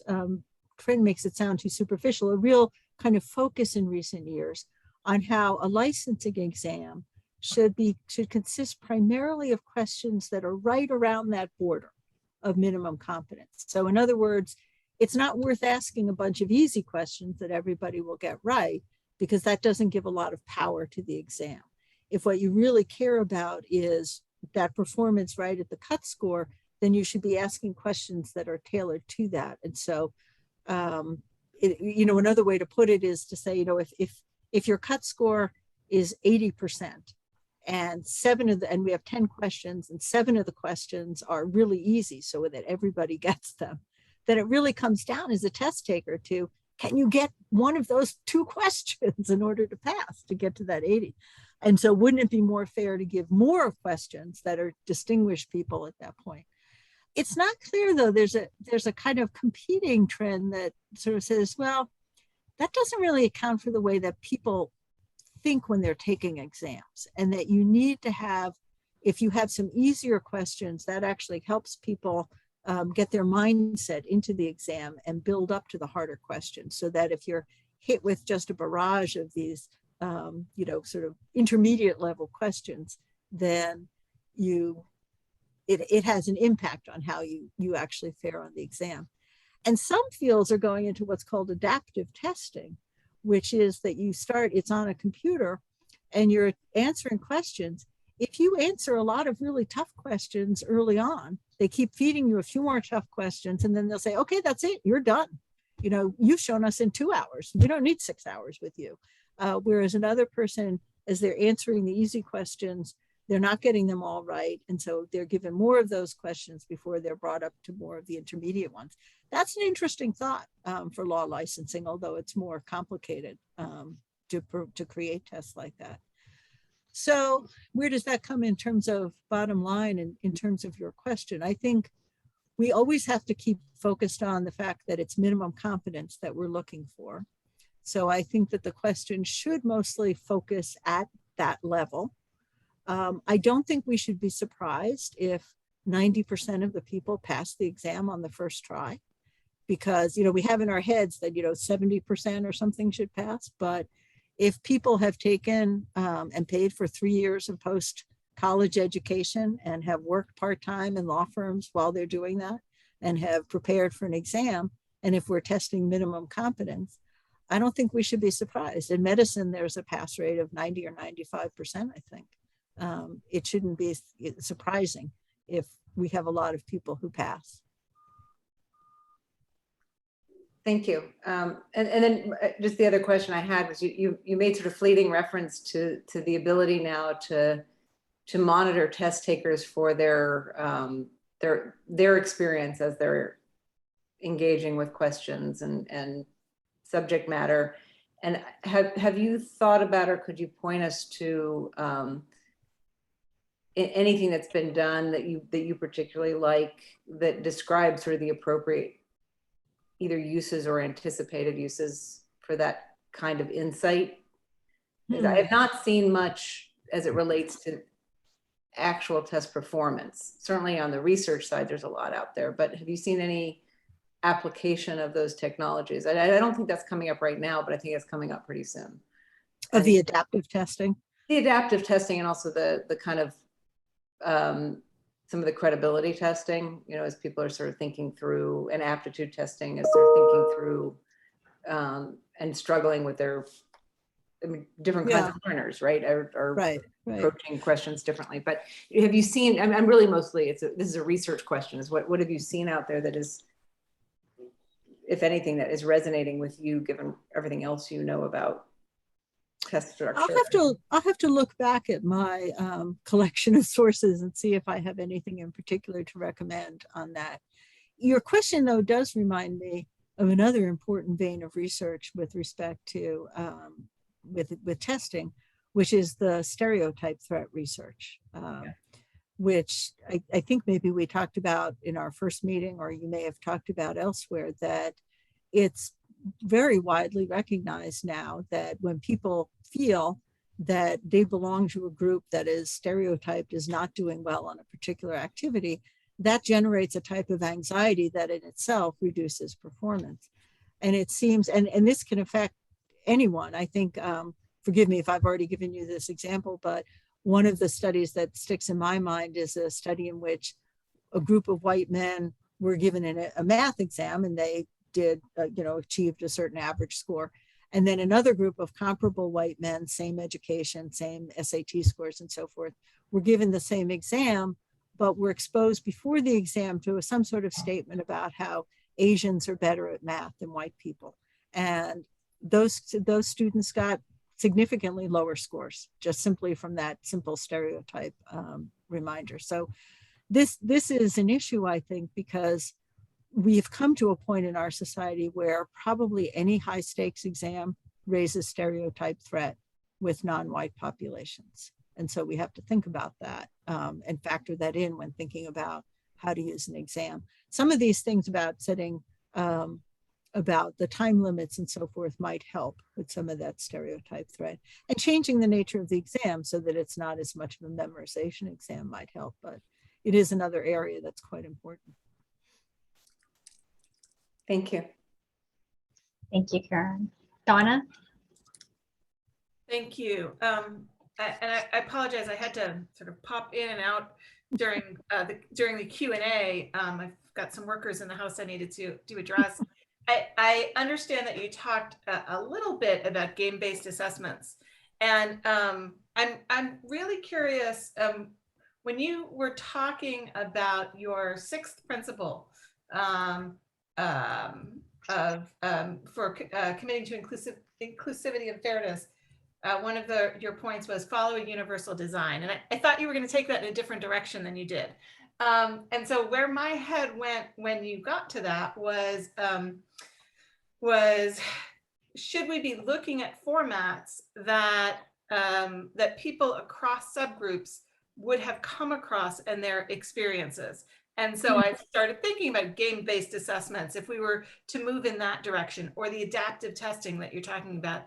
Maybe there are certain subgroups that have experienced that and others that have not, right? So it's not a question of it being accessible in the disability sense, but it being an experience that somebody has had. And is that something that we should be concerned about?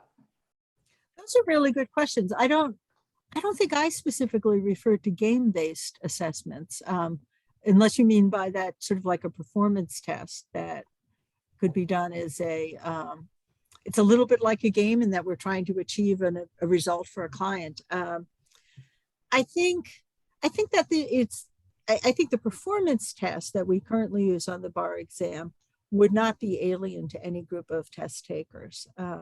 In fact, I think law professors have actually, this is a case in which we have learned, some of us at least, from the bar exam and have thought, that's a good way to assess people. We should really be using some of these performance tests. But it's a good question to keep in mind that some people might not.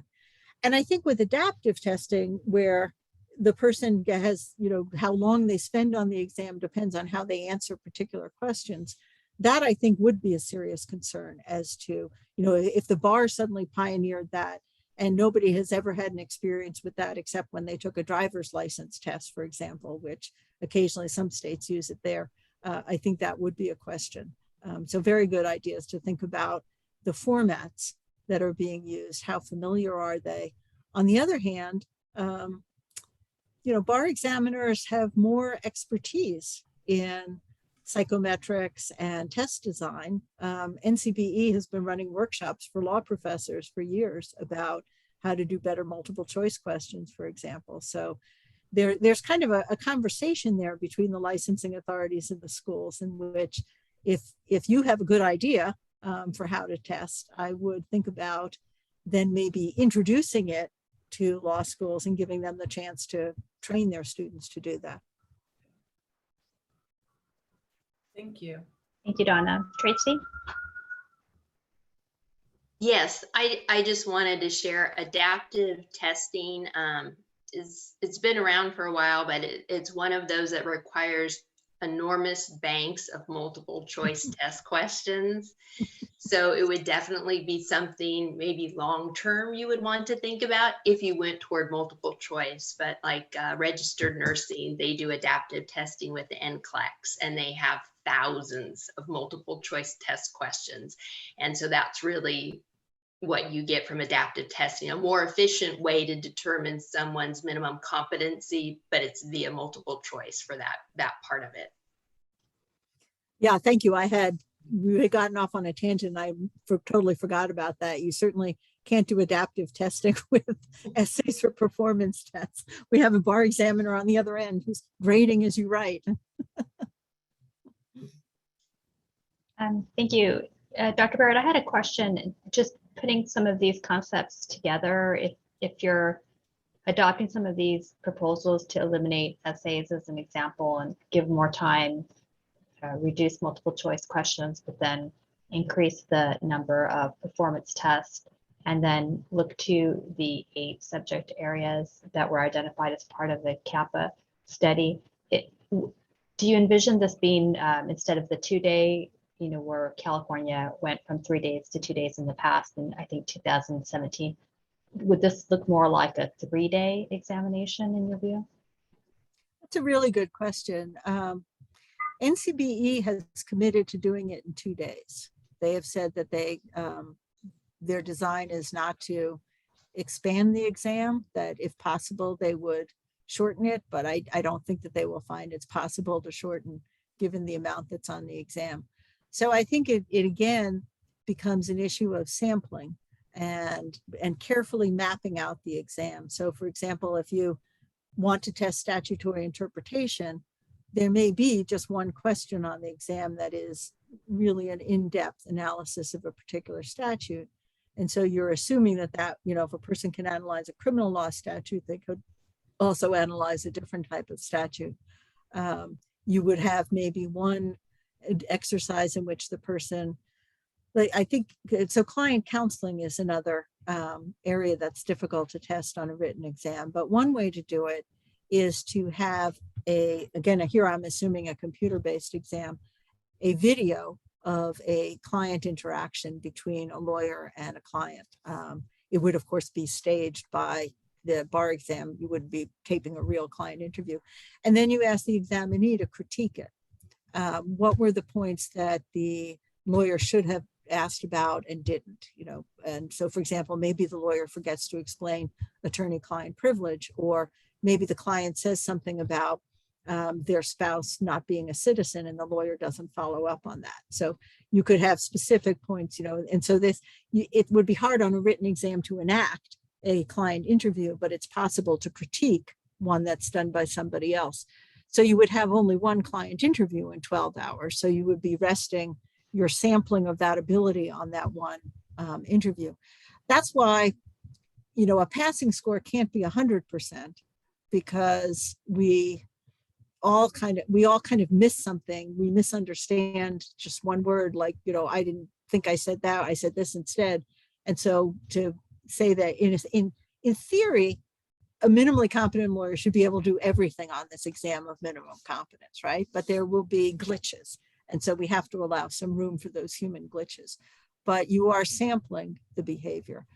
If you wanted to do more than 12 hours, I think there's 3 days as an option, but another option is to have is to divide up the exam in the same way that the MPRE is administered separately from the rest of the bar exam.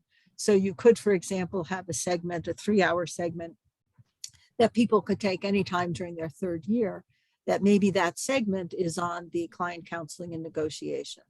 And then the 12 hours in the summer is on some of the other skills and the knowledge areas. I think 3 days, I only took a 2-day exam. 3 days in a row is a lot. And I think it wouldn't be the worst thing in the world to do. Some people might prefer it to having to spread out, but I would also think that you could consider dividing the exam up. Thank you. Tracy? Oh. Sorry, I forgot to lower my hand. Oh, okay. That's okay. Karen?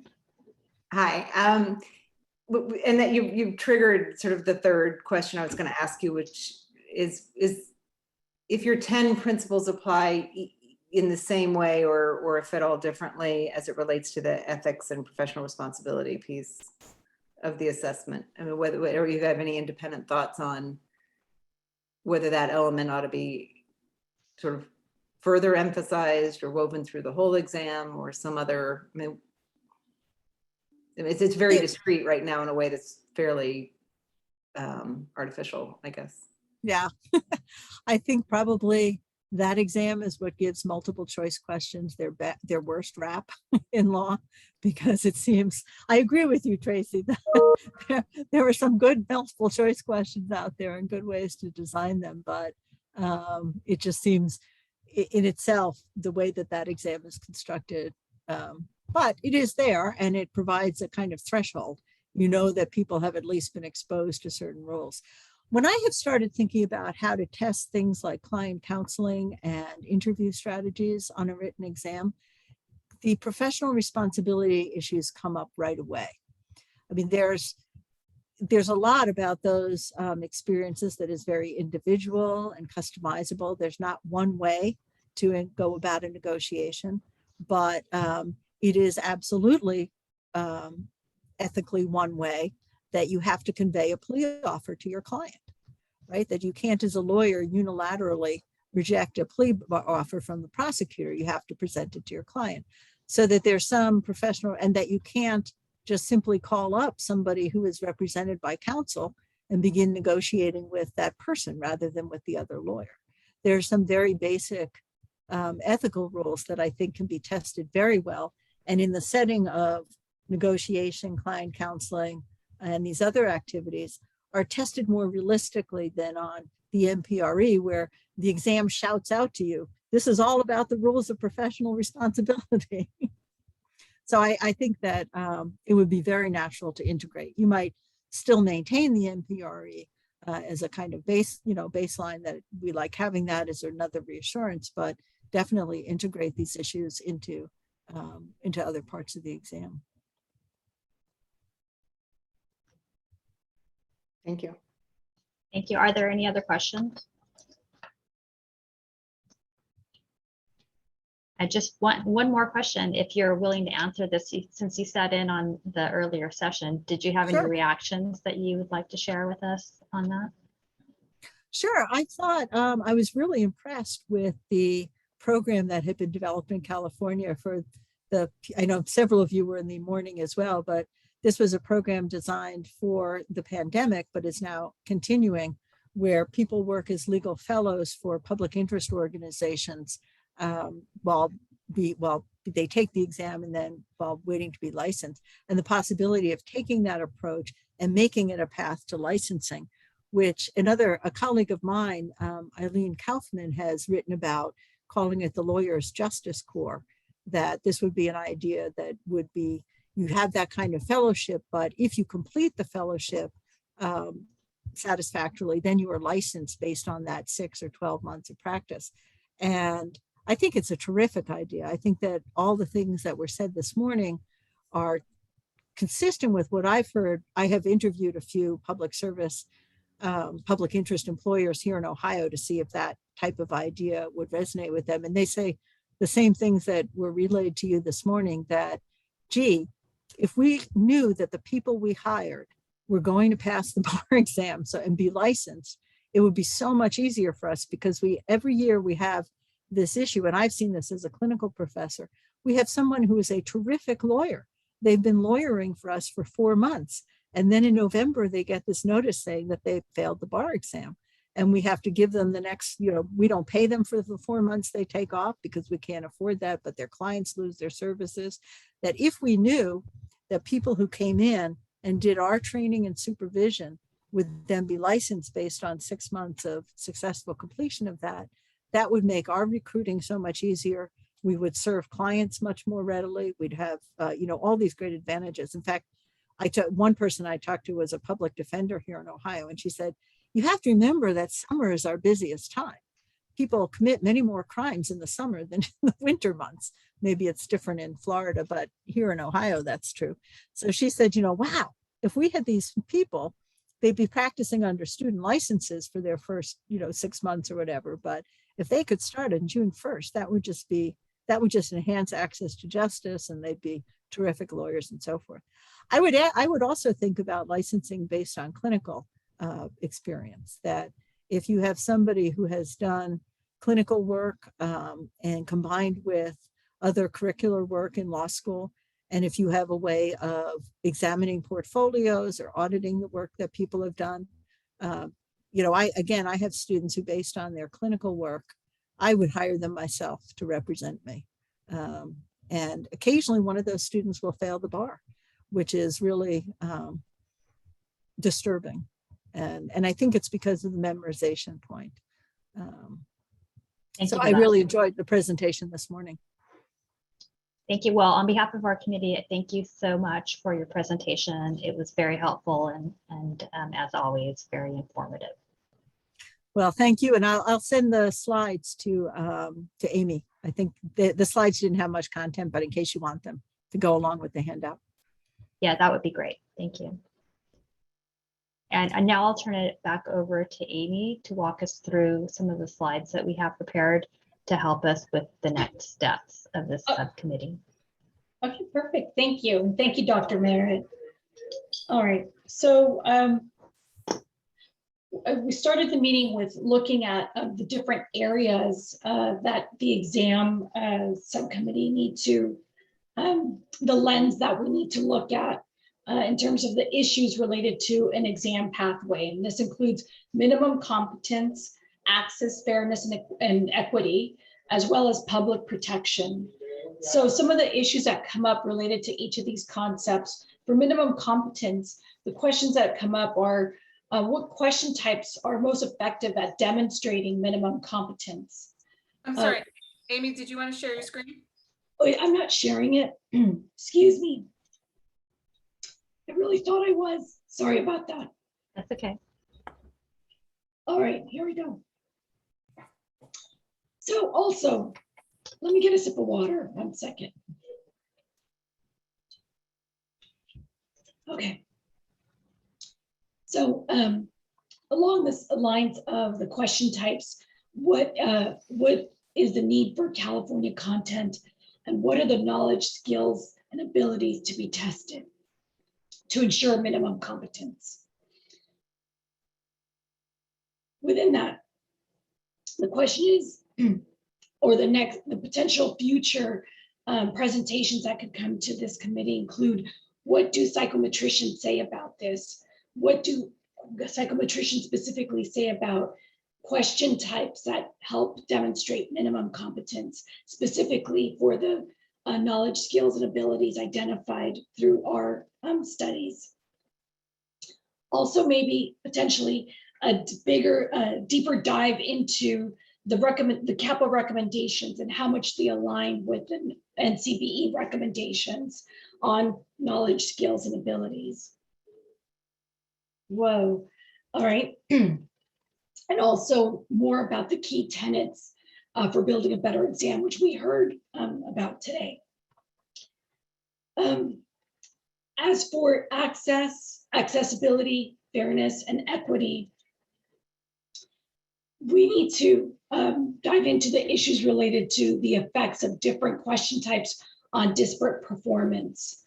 What are the effects of different testing formats on disparate performance, whether it's game-based assessments or essays, the different testing formats that are employed. Also, how does this fit into reciprocity and portability? Is this a value that we're going to still carry on in our exam development? And who is it that we're concerned about? I'm so sorry, my voice has been going out. One more sip of water. So potential areas of exploration for future meeting dates include a review of the data from DIF. I think we mentioned this at one of our first meetings. We're currently looking at using differential item functioning, or the findings from a differential item functioning study, to look at and dive into questions that demonstrated some level of differential item functioning, whether high or low, diving into it with some of our Committee of Bar Examiner members and members from our Council on Access and Fairness, to identify and come up with guiding principles that will help eliminate any potential for future differential item functioning. And it's looking through, there was 4 separate characteristics that demonstrated differential item functioning: school type, gender, race, and ethnicity. So it's 3. And so perhaps in a future meeting, coming to talk about the findings from that subcommittee.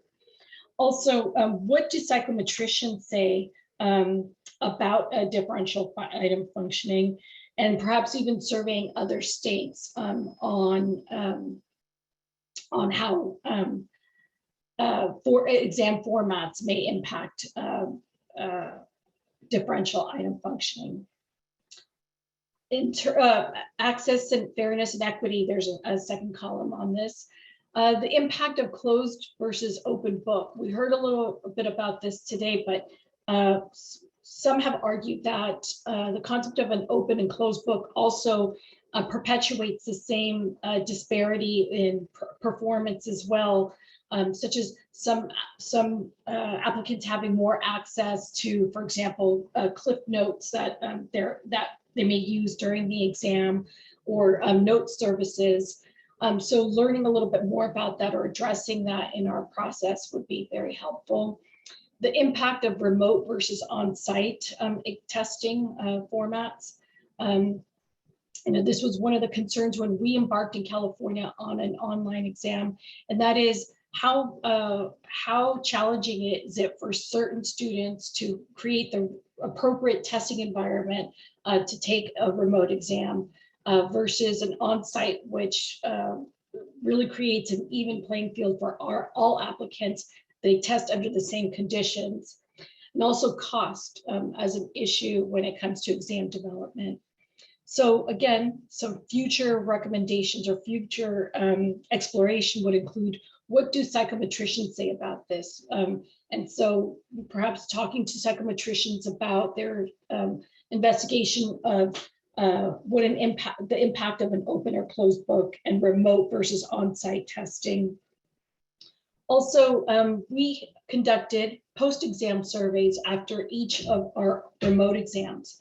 So at this point, we have 3 exam cycles of survey data where we can look at, we'll bring this back to this group, on the results of each of those post-exam surveys by race, ethnicity, gender, disability, school type, and also the experience of those for folks out of state and out of the country who took the exam. And also, in terms of cost, perhaps a review of budget information, what a method for keeping costs down. For example, when we moved into a remote setting, there were certain aspects that we kept at a lower cost, such as the use of sites for conducting the exam or coming to take the exam. But there are other aspects that increase. For example, the need of more staff time to conduct the video reviews after the exam. So investigating by looking at some of the budget information that we have, finding ways and methods for keeping some of this cost down in an effort to address accessibility, fairness, and equity is another potential topic for this committee. Lastly, in terms of public protection, how to design an exam that supports the goal of public protection. Today we have we gained a lot of insight and ideas that Dr. Merritt shared with us on the goal of ensuring, that the exam tests minimum competence and factors that we need to consider in that process. So, a future exploration is an exam that tests minimum competence. Is that the appropriate proxy for ensuring public protection? It's a question that we'll have to grapple with as we explore the various facets of building a bar exam. So these are ideas that have come to mind when we, as I mentioned, when we evaluated what we've learned so far, what we've gained as a group, and also and based also on the mission, the values stemming from our mission statement. And so, the question I want to pose to the group now then is, are there areas that are not covered here that would be worth us exploring for a future subcommittee? We are scheduled to have a subcommittee meeting in December. So our next few meetings are scheduled as subcommittees before we come back as a group, as a full group once more. So what other presentations or thoughts or perhaps areas that we have not explored do you recommend that we bring back to this subcommittee?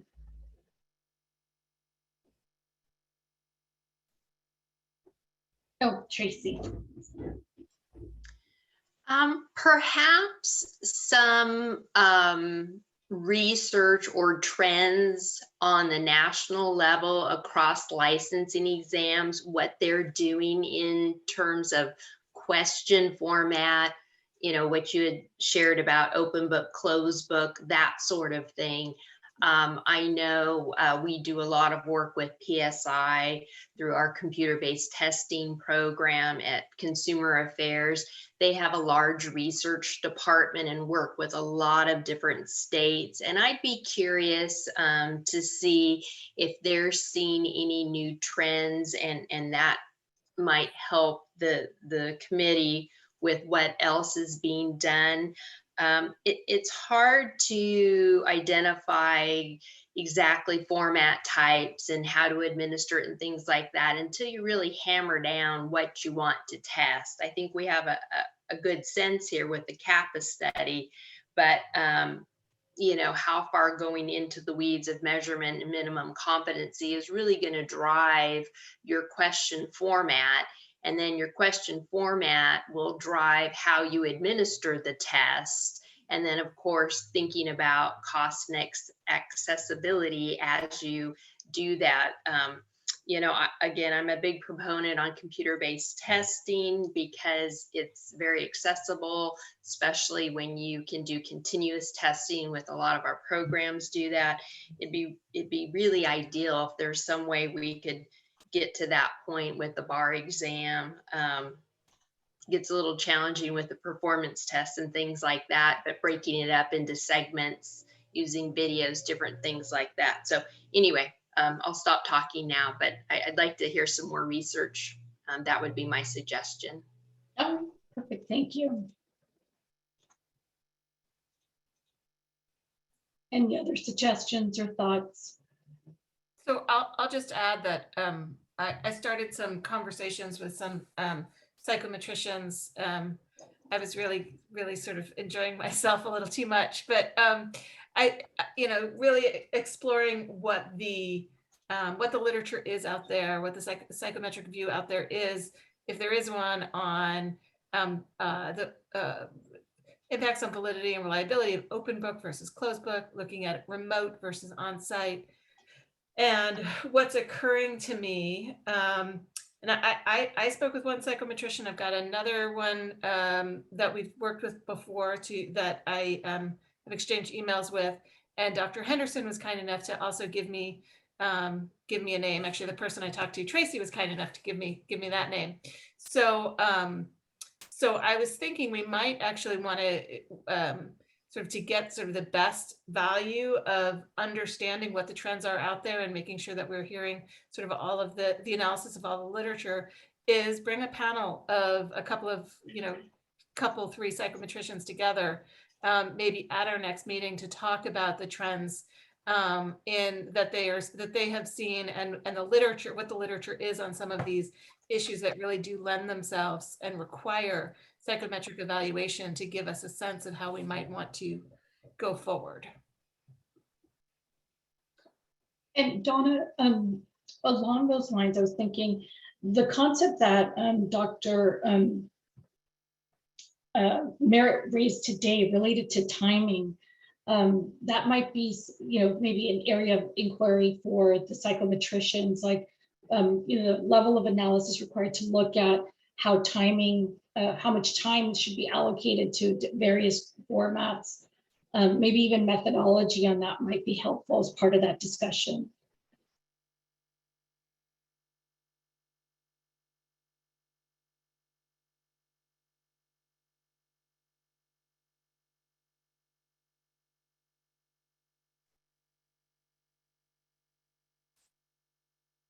All right.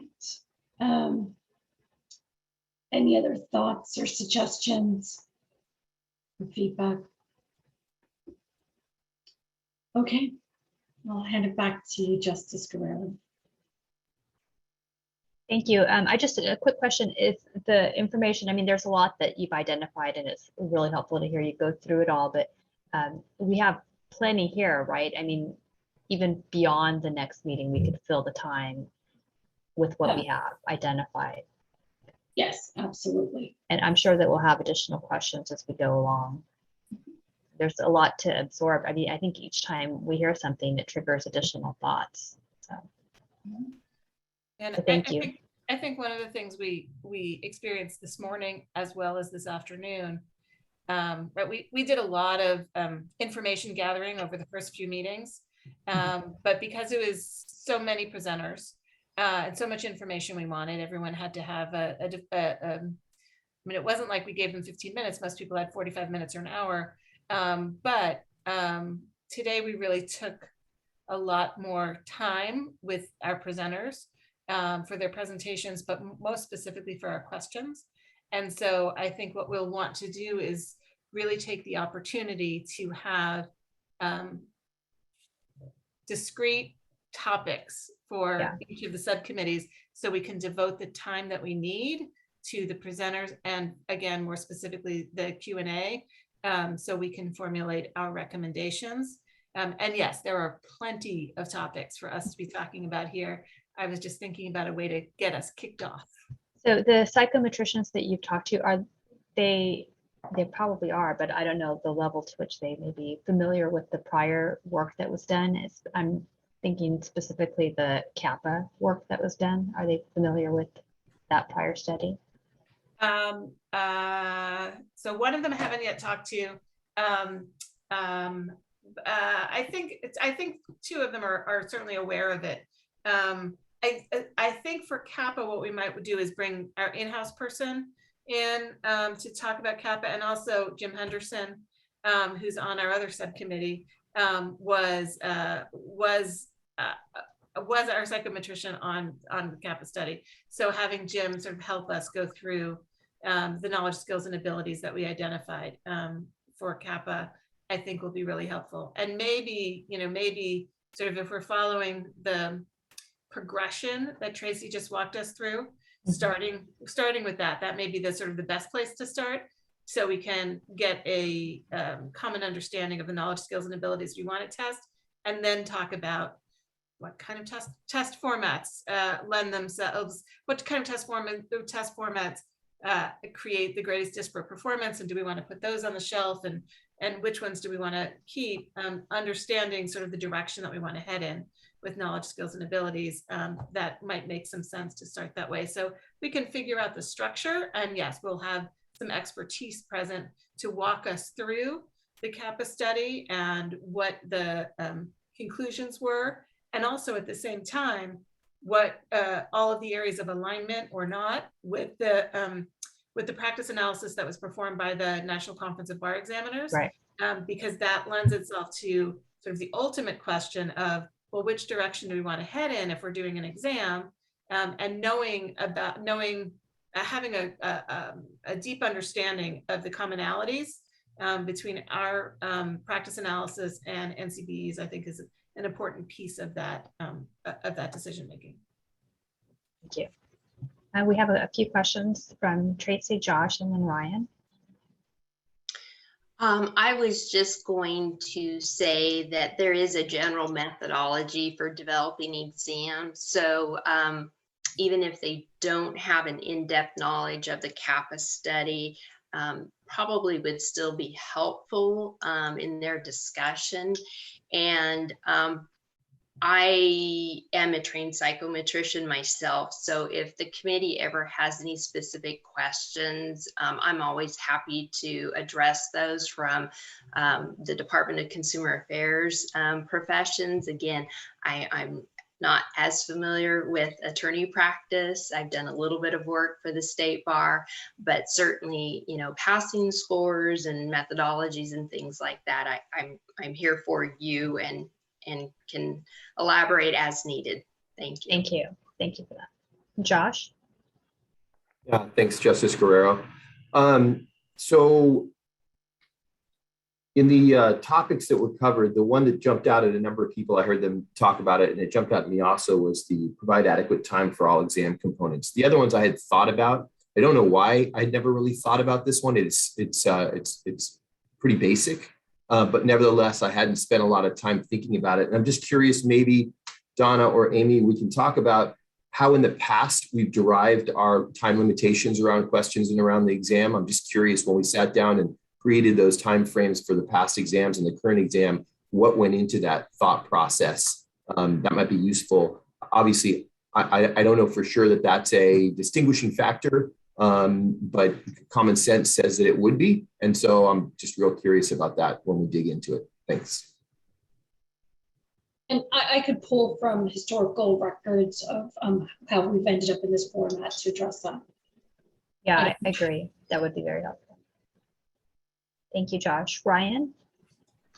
So I took the Strengths Finders assessment, and one of my strengths is, but my highest one is activator, which means I like to get to the decision-making phase quickly. And my question really is, when are we going to do that?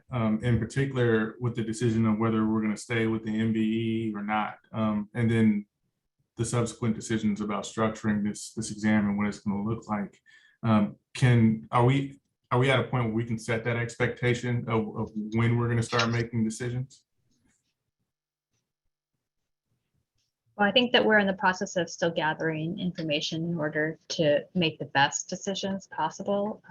I appreciate your desire to get there as soon as feasibly possible.